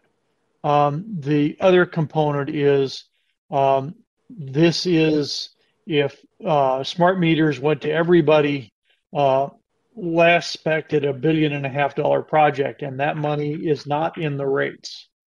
So that's a major expenditure. And third, we don't believe that smart meters are cost effective for all customers. So I believe we should, as the president of the board had stated, we need to monitor this going forward so we understand the economics going forward and we don't overstep the bounds of economic investment on this front. Thank you for that. And I also believe that the board would benefit from a deeper presentation and analysis of the ratepayer, of the Office of Ratepayer Advocate's view on smart meter implementation, both conceptually and as the department is laying it out. So as we move forward in reviewing and monitoring the plans that have been presented today, We will also schedule an opportunity for a more comprehensive presentation by your office, Dr. Pickle. So thank you for that. Are there any other questions or comments on this item? It is seeing none. It is noon, and we've been sitting in the chairs for 2 hours. I was hoping that we could get through the open agenda item before taking a break, but I think it might be appropriate for us to take maybe does 15 minutes work for folks at this juncture? Okay, if we could take a 15-minute break in advance of the presentation on water system reliability, that would be terrific. That would bring us back at 12:15. So thank you all. We are in recess until 12:15. Please remain silent while all mics are turned off. Thank you.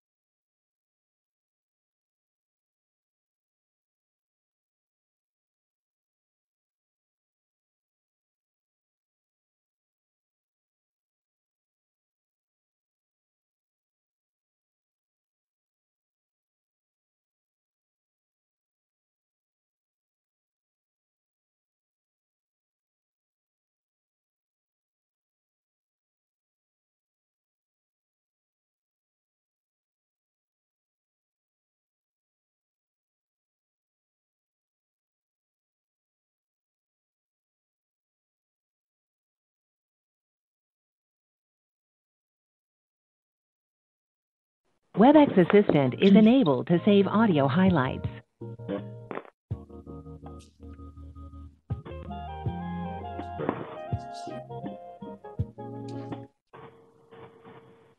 We are recording. Would you, is there a need? I assume there's a need to take the roll. So would you please reestablish a quorum formally? President McCLAIN-HILL. Present. I'm back at, I've logged on. We're taking the roll now. Oh, thank you. Vice President Reyes. Present. Commissioner BARAD Hopkins. Present. Commissioner LEHRER. Present. Commissioner Neiman Brady. Present. 5 members present and a quorum. Terrific. Thank you. Our final management report presentation today is the presentation regarding water system resiliency. So I will turn this over to our leaders over in the water system to begin. I will begin. Thank you for the opportunity. Steve, if you can go to the first slide. Definitions do matter in this presentation because the terms sustainability and resiliency are often interchanged on how they're used, and we do have a particular use for them in Los Angeles. You know, Los Angeles is still a growing city, and obviously it's aging at the same time. In sustainability, as we look at the water system, we ask ourselves, how can we sustain that growth and ensure future generations still enjoy, in our case, clean and reliable water? We ask, can this source hold up, be sustained under the current and future threats and challenges? Can this infrastructure be maintained at its current rate or level without compromising future generations to maintain their own needs? When we look at resiliency, we say it is the capability of the system to maintain some functionality after a stressing or shock event or even a chronic stress. It's best described as bend, don't break. So we've got the two images there. So how do we, in sustainability, how do we keep that tree evergreen, and how do we make sure that we bend but don't break on the other tree? So what we're going to be discussing in today's presentation is resiliency and how we in the water system have positioned ourselves to recover quickly from damage without losing functionality for an extended period of time.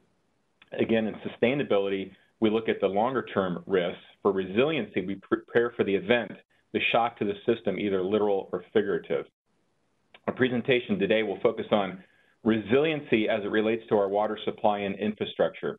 We are concerned with the resiliency and sustainability of both, but today it's just for resiliency. And when we look at our sustainability efforts, you can obviously mostly see them in our recently adopted Urban Water Management Plan. You know, the Mayor's Office of Resiliency operates on the Resilient Los Angeles Plan that, in part, sets to strengthen our infrastructure. For water, it focuses on our seismic resilient pipe network and fortifying aqueducts. The water system's complete efforts in resiliency are in line with those goals. The resiliency risks that we plan against that you'll see in today's presentation are obviously for earthquakes and peak or shorter-term chronic droughts, but the response to both is effective against other shocks and stressors. So if you want to look at risks in the bend, don't break metrics for earthquakes, and when we talk about water delivery, we're asking ourselves the question, does anything come out of your taps after a break, after an earthquake? Water quality, can you drink it? And water quantity, does everyone get what they need? Fire protection, there must be some degree of pressure in the fire system to deal with post-event fires. And the metric on functionality, is it working our system at the full capacity that we would like? So today I'm joined with Steve Cole, by Steve Cole, who's our manager over engineering in our Water Engineering Technical Services Division, and he provides some leadership over our infrastructure resiliency plans.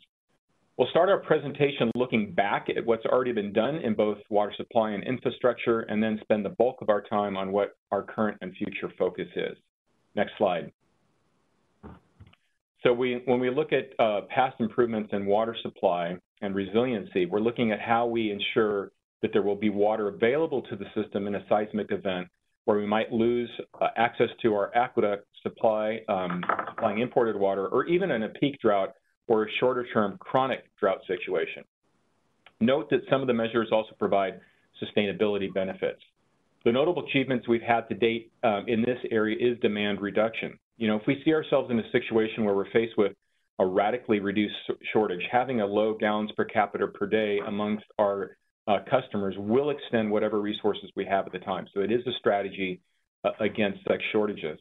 The region has, though, increased storage tremendously, which is why we're able to suffer through our current dry spell, as well as local groundwater storage efforts, either getting more water in through stormwater capture or increased well production, is another category that's been improved, and as you'll see in our coming slides, is a big focus of future efforts.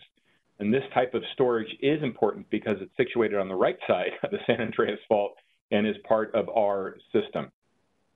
The next couple slides we'll have Steve come in and give, and then I'll come back again, and then Steve will finish us up. Steve?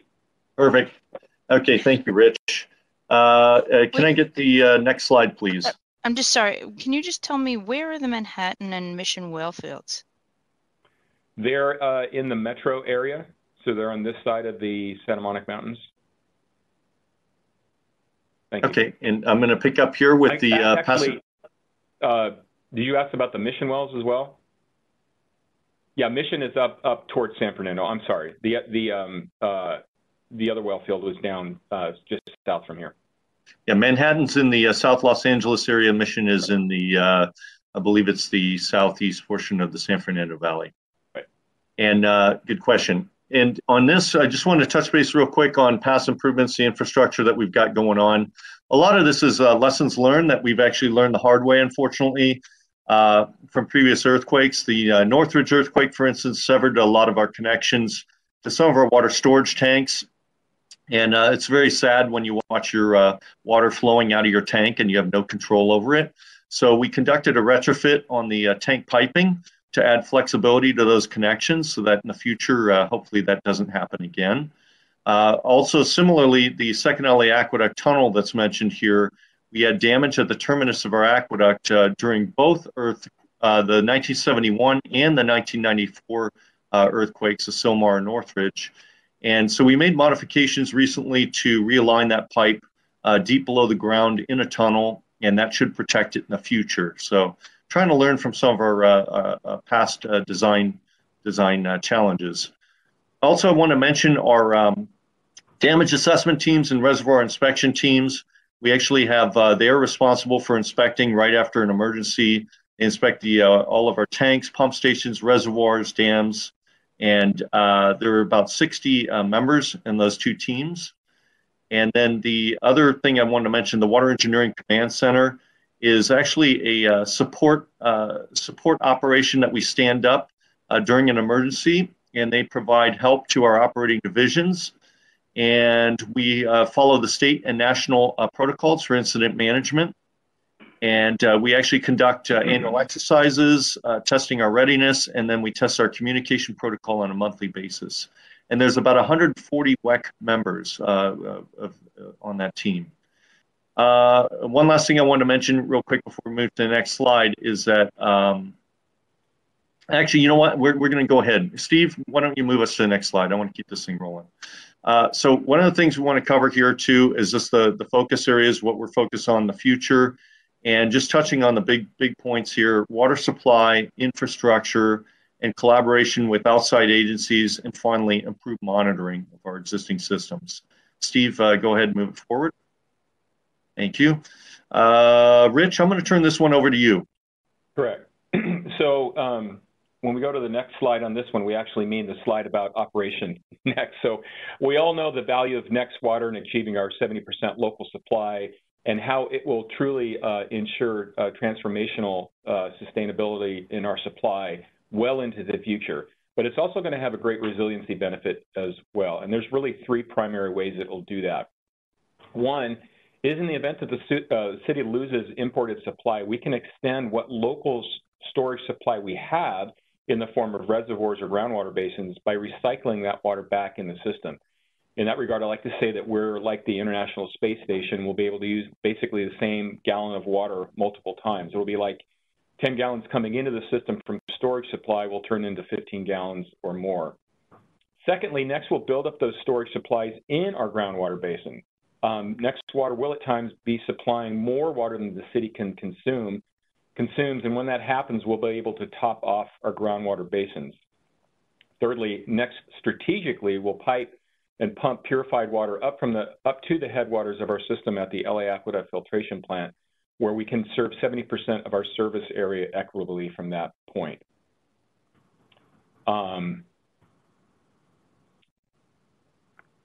Next slide. What's the distance it's going to be pumped? Well, as the crow flies from the Hyperion wastewater reclamation plant to Silmar plant is about 25 miles, but the route we're going to take, I think, probably more than doubles that. So it's over 50, somewhere between 50 and 70 miles. Wow. Okay. I could have that wrong, but it is an effort there. Okay. When we talk about resilient water supply, you know, local groundwater storage is only as good as the ability to pump it out. And our current efforts are to remediate our basins to make them more reliable and resilient. You know, regionally, we will continue efforts to maintain dry year storage in Southern California. And through conjunctive use and sound groundwater management, LADWP can optimize the city's overall water supply portfolio and provide system resilience. The additional storage will provide a hedge against extended dry periods, changing hydrology, an acute seismic event that disrupts imported supplies, etc. Additionally, I should say additional storage will also provide a safety net against regulatory or other threats that challenge our imported supply. So in the future, as more extreme climate variability impacts the city's water resources, LADWP will continue to explore and develop storage opportunities to help improve the management of the city's supplies. So in addition to increasing conjunctive use locally, LADWP is currently pursuing evaluation of groundwater storage programs during wet years in the Owens Valley and along the Los Angeles Aqueduct between the Owens Valley and Los Angeles. And this additional storage through banking will help reduce the variability of imported water supply from the Eastern Sierra and allow excess supply to be stored in wet years and recovered to meet demands during dry years. And from this point on, Steve is going to be talking about our resilient infrastructure and other related efforts. Thank you, Rich. Perfect. We set out in 2016 to start developing a seismic resilient pipe network. And this network makes use of a variety of types of pipes to provide flexibility and resilience in both the distribution network and our large diameter trunk line network. Next slide, Steve. The first large diameter resilient pipe installation took place in the San Fernando Valley. It was our Foothill trunk line improvement project. And the San Fernando Valley is actually the head of our distribution system. Unfortunately, it also has issues in that area with liquefaction and also with fault lines. Next slide, please. So the Foothill trunk line project was our first experience installing large diameter earthquake resistant ductile iron pipe, what we call ERDIP. And we've gone on to complete a total of 8.5 miles of large diameter resilient pipe installations. These types of installations and the unique experience that LADWP field crews have in installing and in some cases fabricating large diameter pipe in a field setting were instrumental in the fast recovery from incidents such as the Sunset UCLA pipe break and will play a major role in the recovery from future earthquakes. Next slide, please. Our water distribution network consists of 7,300 miles of smaller diameter pipe. And this is our distribution pipeline network. And the slide's a little dated regarding mileage as our crews have been working really hard. The mileage currently completed on the distribution side is now over 14 miles, which is pretty amazing. And one of our crews was actually a world record holder on installing earthquake resistant ductile iron pipe. They installed 260 feet in one day. Water system also exceeded the mayor's interim goal of installing a total of 14 miles of resilient pipe by December 2020. And we were able to install a combined total of over 21 miles of pipe. A lot of great accomplishments in our pipelines. Next slide, please, Steve. I want to talk a little bit about our dams. Maintaining our dams to meet seismic standards is also very important. At DWP, we have a history of some issues with our dams. And some of that actually helped create and found the Division of Safety of Dams here in the state of California. And one of the exciting things for us is we rarely build new dams, and we're actually excited to have a new North Haywee Dam being constructed along the aqueduct. We just started that this year. And we're also investigating improvements to our Tinnemaha Dam, which is also along the aqueduct. And these improvements will allow greater flexibility in operating our reservoirs and also increase the stability of those dams. Next slide, please, Steve. We just had a meeting of our Seismic Resilience Water Supply Task Force, in which our partners, DWP partners up with Metropolitan Water District Southern California and Department of Water and Resources. And we're currently working with our partners to study possibility of 2 interties along the California Aqueduct, along the East Branch and West Branch. And this would help improve resiliency by allowing the agencies to transfer water back and forth. Next slide, please. One of the other exciting things is DWP is currently working on an innovative pilot program to assess dams remotely and in or near real time. And at some point in the future, we hope to actually have a system that will continuously analyze the stability of our dams. And both these, we also have a program to analyze fluctuations in pressure within the pipe distribution network. And both of these programs will help rapidly identify problems as they occur and may help shorten response time for inspection crews and repair crews. Next slide, please.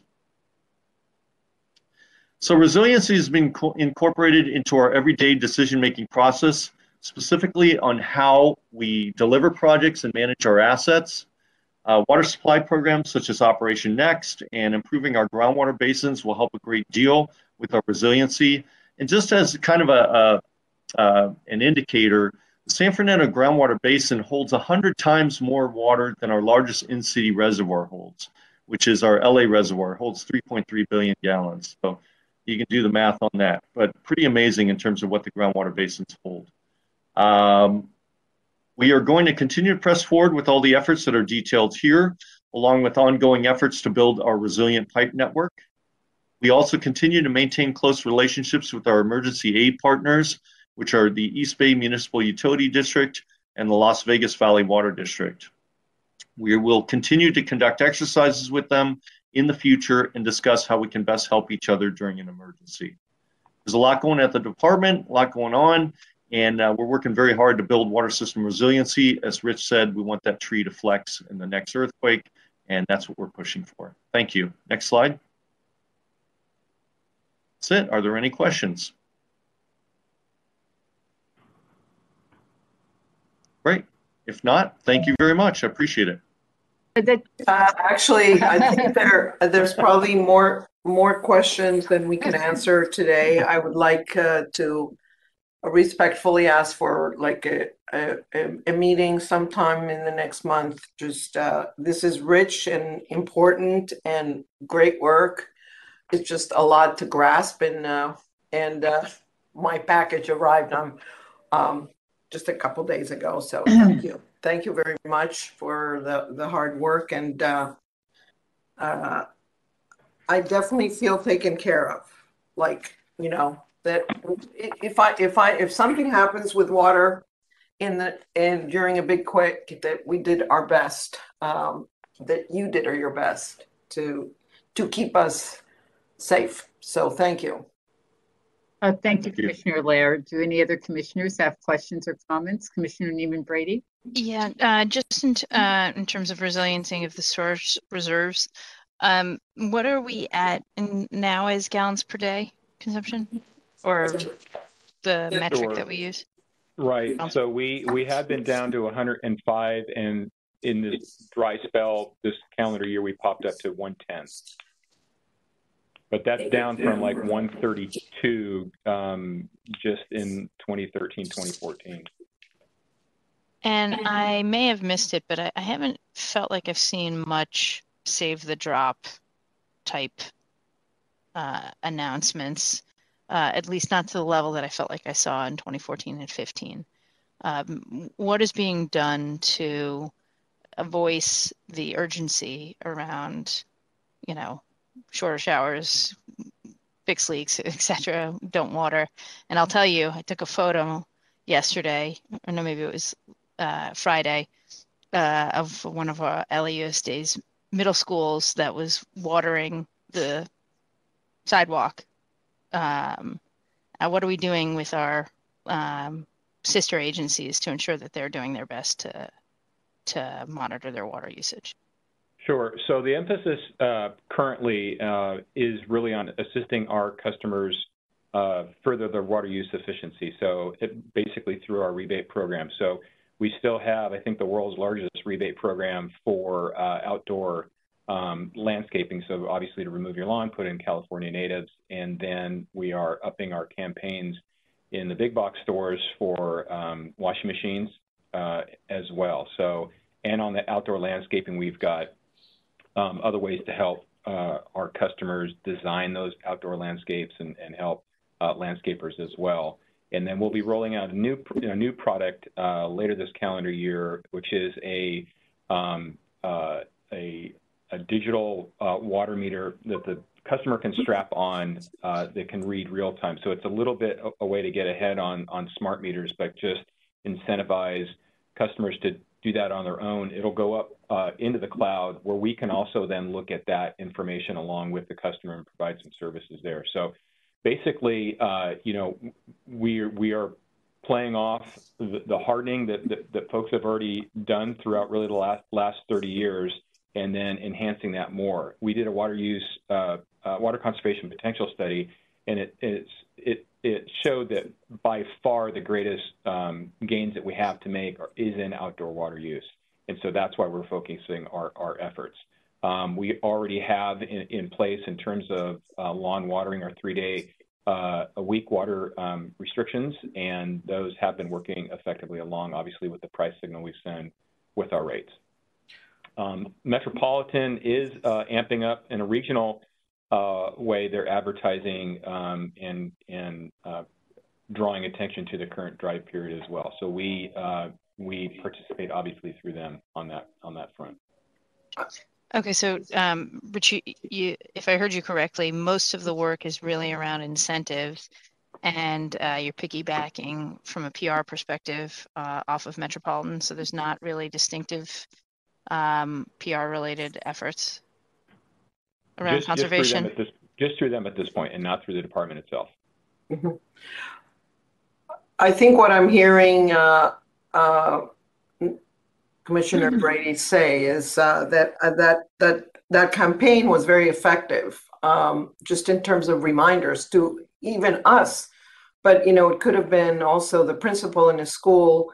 The gardeners keep on the water going too long because I just think it was a very effective campaign. It's fun. It draws you. And anyway, I had family staying with me, and they, basically they still take showers that take like 20 minutes, and it's like, there's always that opportunity for reminders. And I don't know what it will take to put it back to life, but well, certainly it's something that the department can consider in moving forward. I'm confident that Marty is on the line, and certainly hearing the board's interest in leveraging all of our assets, including our media assets, in order to address these issues. Commissioner Lehr, could you go on mute? Perfect. Are there any, I'm sorry, Commissioner Neiman Brady, did you have additional questions around this presentation? No, no. Thank you. No, just a second. Marty, any additional comments from commissioners? I just want to commend the water system for this report. I was at a stormwater capture local project at Pacoima yesterday, and it was really exciting to think about areas where we can capture the water and then treat them for drinking water. You know that historically the average stormwater capture number that we have is about 21 billion gallons annually. And that's a huge number for us in terms of resiliency. And we're going to more than double that because of the LA's Green New Deal. So thank you for this effort. Thank you, Commissioner. Commissioner BARAD, did you have any, I'm sorry, BARAD Hopkins, did you have any additional question or comment regarding this report?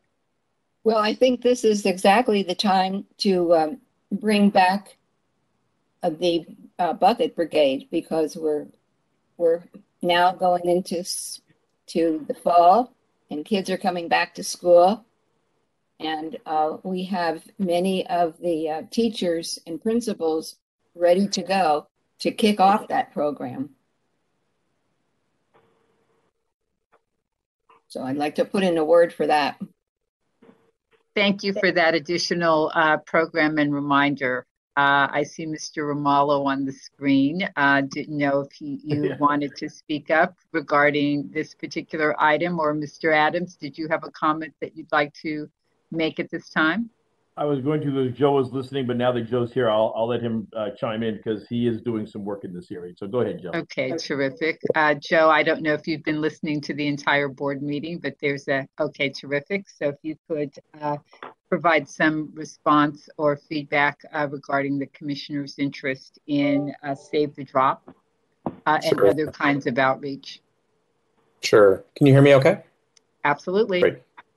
I wanted to just follow up on Rich's comments. So MWD right now is doing overarching drought messaging advertising pretty widely. What we've put together with Rich's team and the water system is a campaign that will launch at the end of this month, literally next week, to promote various rebate programs, turf removal programs, specific actions our customers can take to help them reduce water. So that campaign has been in development. And will launch and run through the summer into the fall. The key really is for us to partner and complement the messaging from MWD regarding drought. And we also have had good conversations with the mayor's office, and they're helping us access and have granted us permission just very recently to go ahead and adapt the drop. The drop was not owned by the department or the city. It was through the mayor's fund. We've had discussions with them, and they've agreed to allow us to use the drop for our messaging moving forward. So you'll start to see the drop again. It is not lost. And it was a very successful campaign. Thank you. Any additional comments regarding this presentation or questions? And we're always looking for someone who wants to go in the drop costume and be the drop. So anyone can be it. I heard that that's what you're doing in retirement. It's a little sweat box. I don't think I'd recommend. You asked for it. Thank you for that one, Commissioner Neiman Brady. Thank you. I would. One question, one comment. Yes, Dr. Pickle. Like we said for the urban water management plan, we would love to see some measure of the cost of the different approaches in terms of building a portfolio of resilient alternatives. We think DWP should be presenting some of these cost components as part of these analyses. We agree that resilience is important. LA has done well over the last 100 years by having resilient alternatives on supply, but at the same time, it's good we understand the relative cost of these in terms of guaranteeing, or not guaranteeing, there are no guarantees, but assuring the highest level of resilience for our customers. Thank you. I appreciate that observation. I also want to commend the water systems for this presentation today. As Commissioner Lehr pointed out, it's dense and covers a lot of ground. And as we continue to move forward, we will be interested in breaking down these individual pieces and getting even more granular as it relates to how they operate, what we're benchmarking against. I know that we've had a great deal of interaction with and input from outside advisors regarding our earthquake and other resilience response measures. And so would be interested in providing some insight into how we've developed these approaches, since a lot of it has been as part of learning, but also as part of working with a range of folks, including the folks over at Caltech, to think through how we make sure that we are best situated for resilience. This particular work underscores, at least for me, the distinction between the quality and the expertise of the people who operate our both water and, through the other presentations, power systems. We have watched colossal failures over the last year in places like Texas and Mississippi and across the country, and knowing that the commitment to providing safe and reliable water and power is the overarching concern of the professionals that work at DWP is heartening. Seeing the thoughtful, continuous, and substantial work that goes on a daily basis to make sure that we can rise to any challenge presented is also something that's important to us as a board, and also important for us to showcase as a part of our transparency for our customers. So thank you for all of the presentations today. They've been absolutely stellar. And with that, at this time, I'd like to, before we move to the next set of reports, bring up item 19, which is related to Operation Next and integral to the both sustainability and resiliency efforts that the department is pursuing. In connection with item 19, the ratepayer advocate suggested that we add a reporting requirement to the adoption of this item that would call for a report back to the board on a quarterly basis. We've got lots of reports coming in. I think that I would be happy to see a report to the board by twice a year as opposed to quarterly, so that it can be more comprehensive and we can focus on it, as opposed to something that just winds up in a packet of information dropped on our desk. Is there any discussion regarding a report back provision being added to this item? If there's no discussion, Commissioner, then it would be a motion to amend the resolution to add the report back provision before a vote on the item. Thank you. Seeing no comment, I'd like to move at this time to add a report back provision to item 19, requiring a report to this board twice a year on this particular effort. Is there a second to that motion to amend? So move. Would you please call the roll? President McCLAIN-HILL. Aye. Vice President Reyes. Aye. Commissioner BARAD Hopkins. No. Commissioner LEHRER. Commissioner LEHRER. Thank you. Commissioner Neiman Brady. Aye. That's 3 ayes. The motion passes 3-2, assuming that Commissioner LEHRER is still at the meeting, since an abstention would be considered a no vote. Commissioner, my apologies, but abstention is considered a yes vote. Oh, it's a yes vote. Yes. Perfect. I forgot. Our rules are different. So an abstention is a yes vote. We have a 4-1 vote. So the motion to amend passes. Can we now have a motion for the adoption of 19?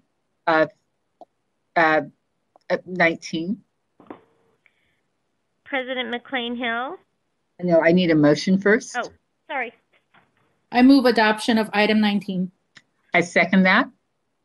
Okay. President McCLAIN-HILL. Aye. Vice President Reyes. Aye. Commissioner BARAD Hopkins. Aye. Commissioner Lehrer?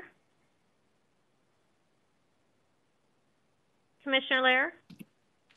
She may not be present. I don't see her on the screen. Commissioner Neiman Brady? Aye. So let's record that vote as 4-0. The item passes. So thank you. Can we please move now to the filed items? Are there any questions or comments with respect to items 9A or 9B under filed items? Terrific, seeing none. I think that we have completed our open session agenda. Is that correct? That appears to be correct. So at this time, Mr. Brejovich, would you please make the appropriate announcements so that we can move into closed session? Certainly, Commissioner, but before I do, what time would you like to reconvene in closed session? It's 12:54, so let's reconvene. I'm told that our board secretary is going to hustle, so we're going to reconvene at 1:05. Very good. At this point, we will recess into closed session to address agenda item 26, and in accordance with California Government Code Section 54957B1, we will report any final actions taken therein. We are in recess until 1:05. And remember, you have a separate call-in number for a closed session. Thank you. Thank you. We are in recess.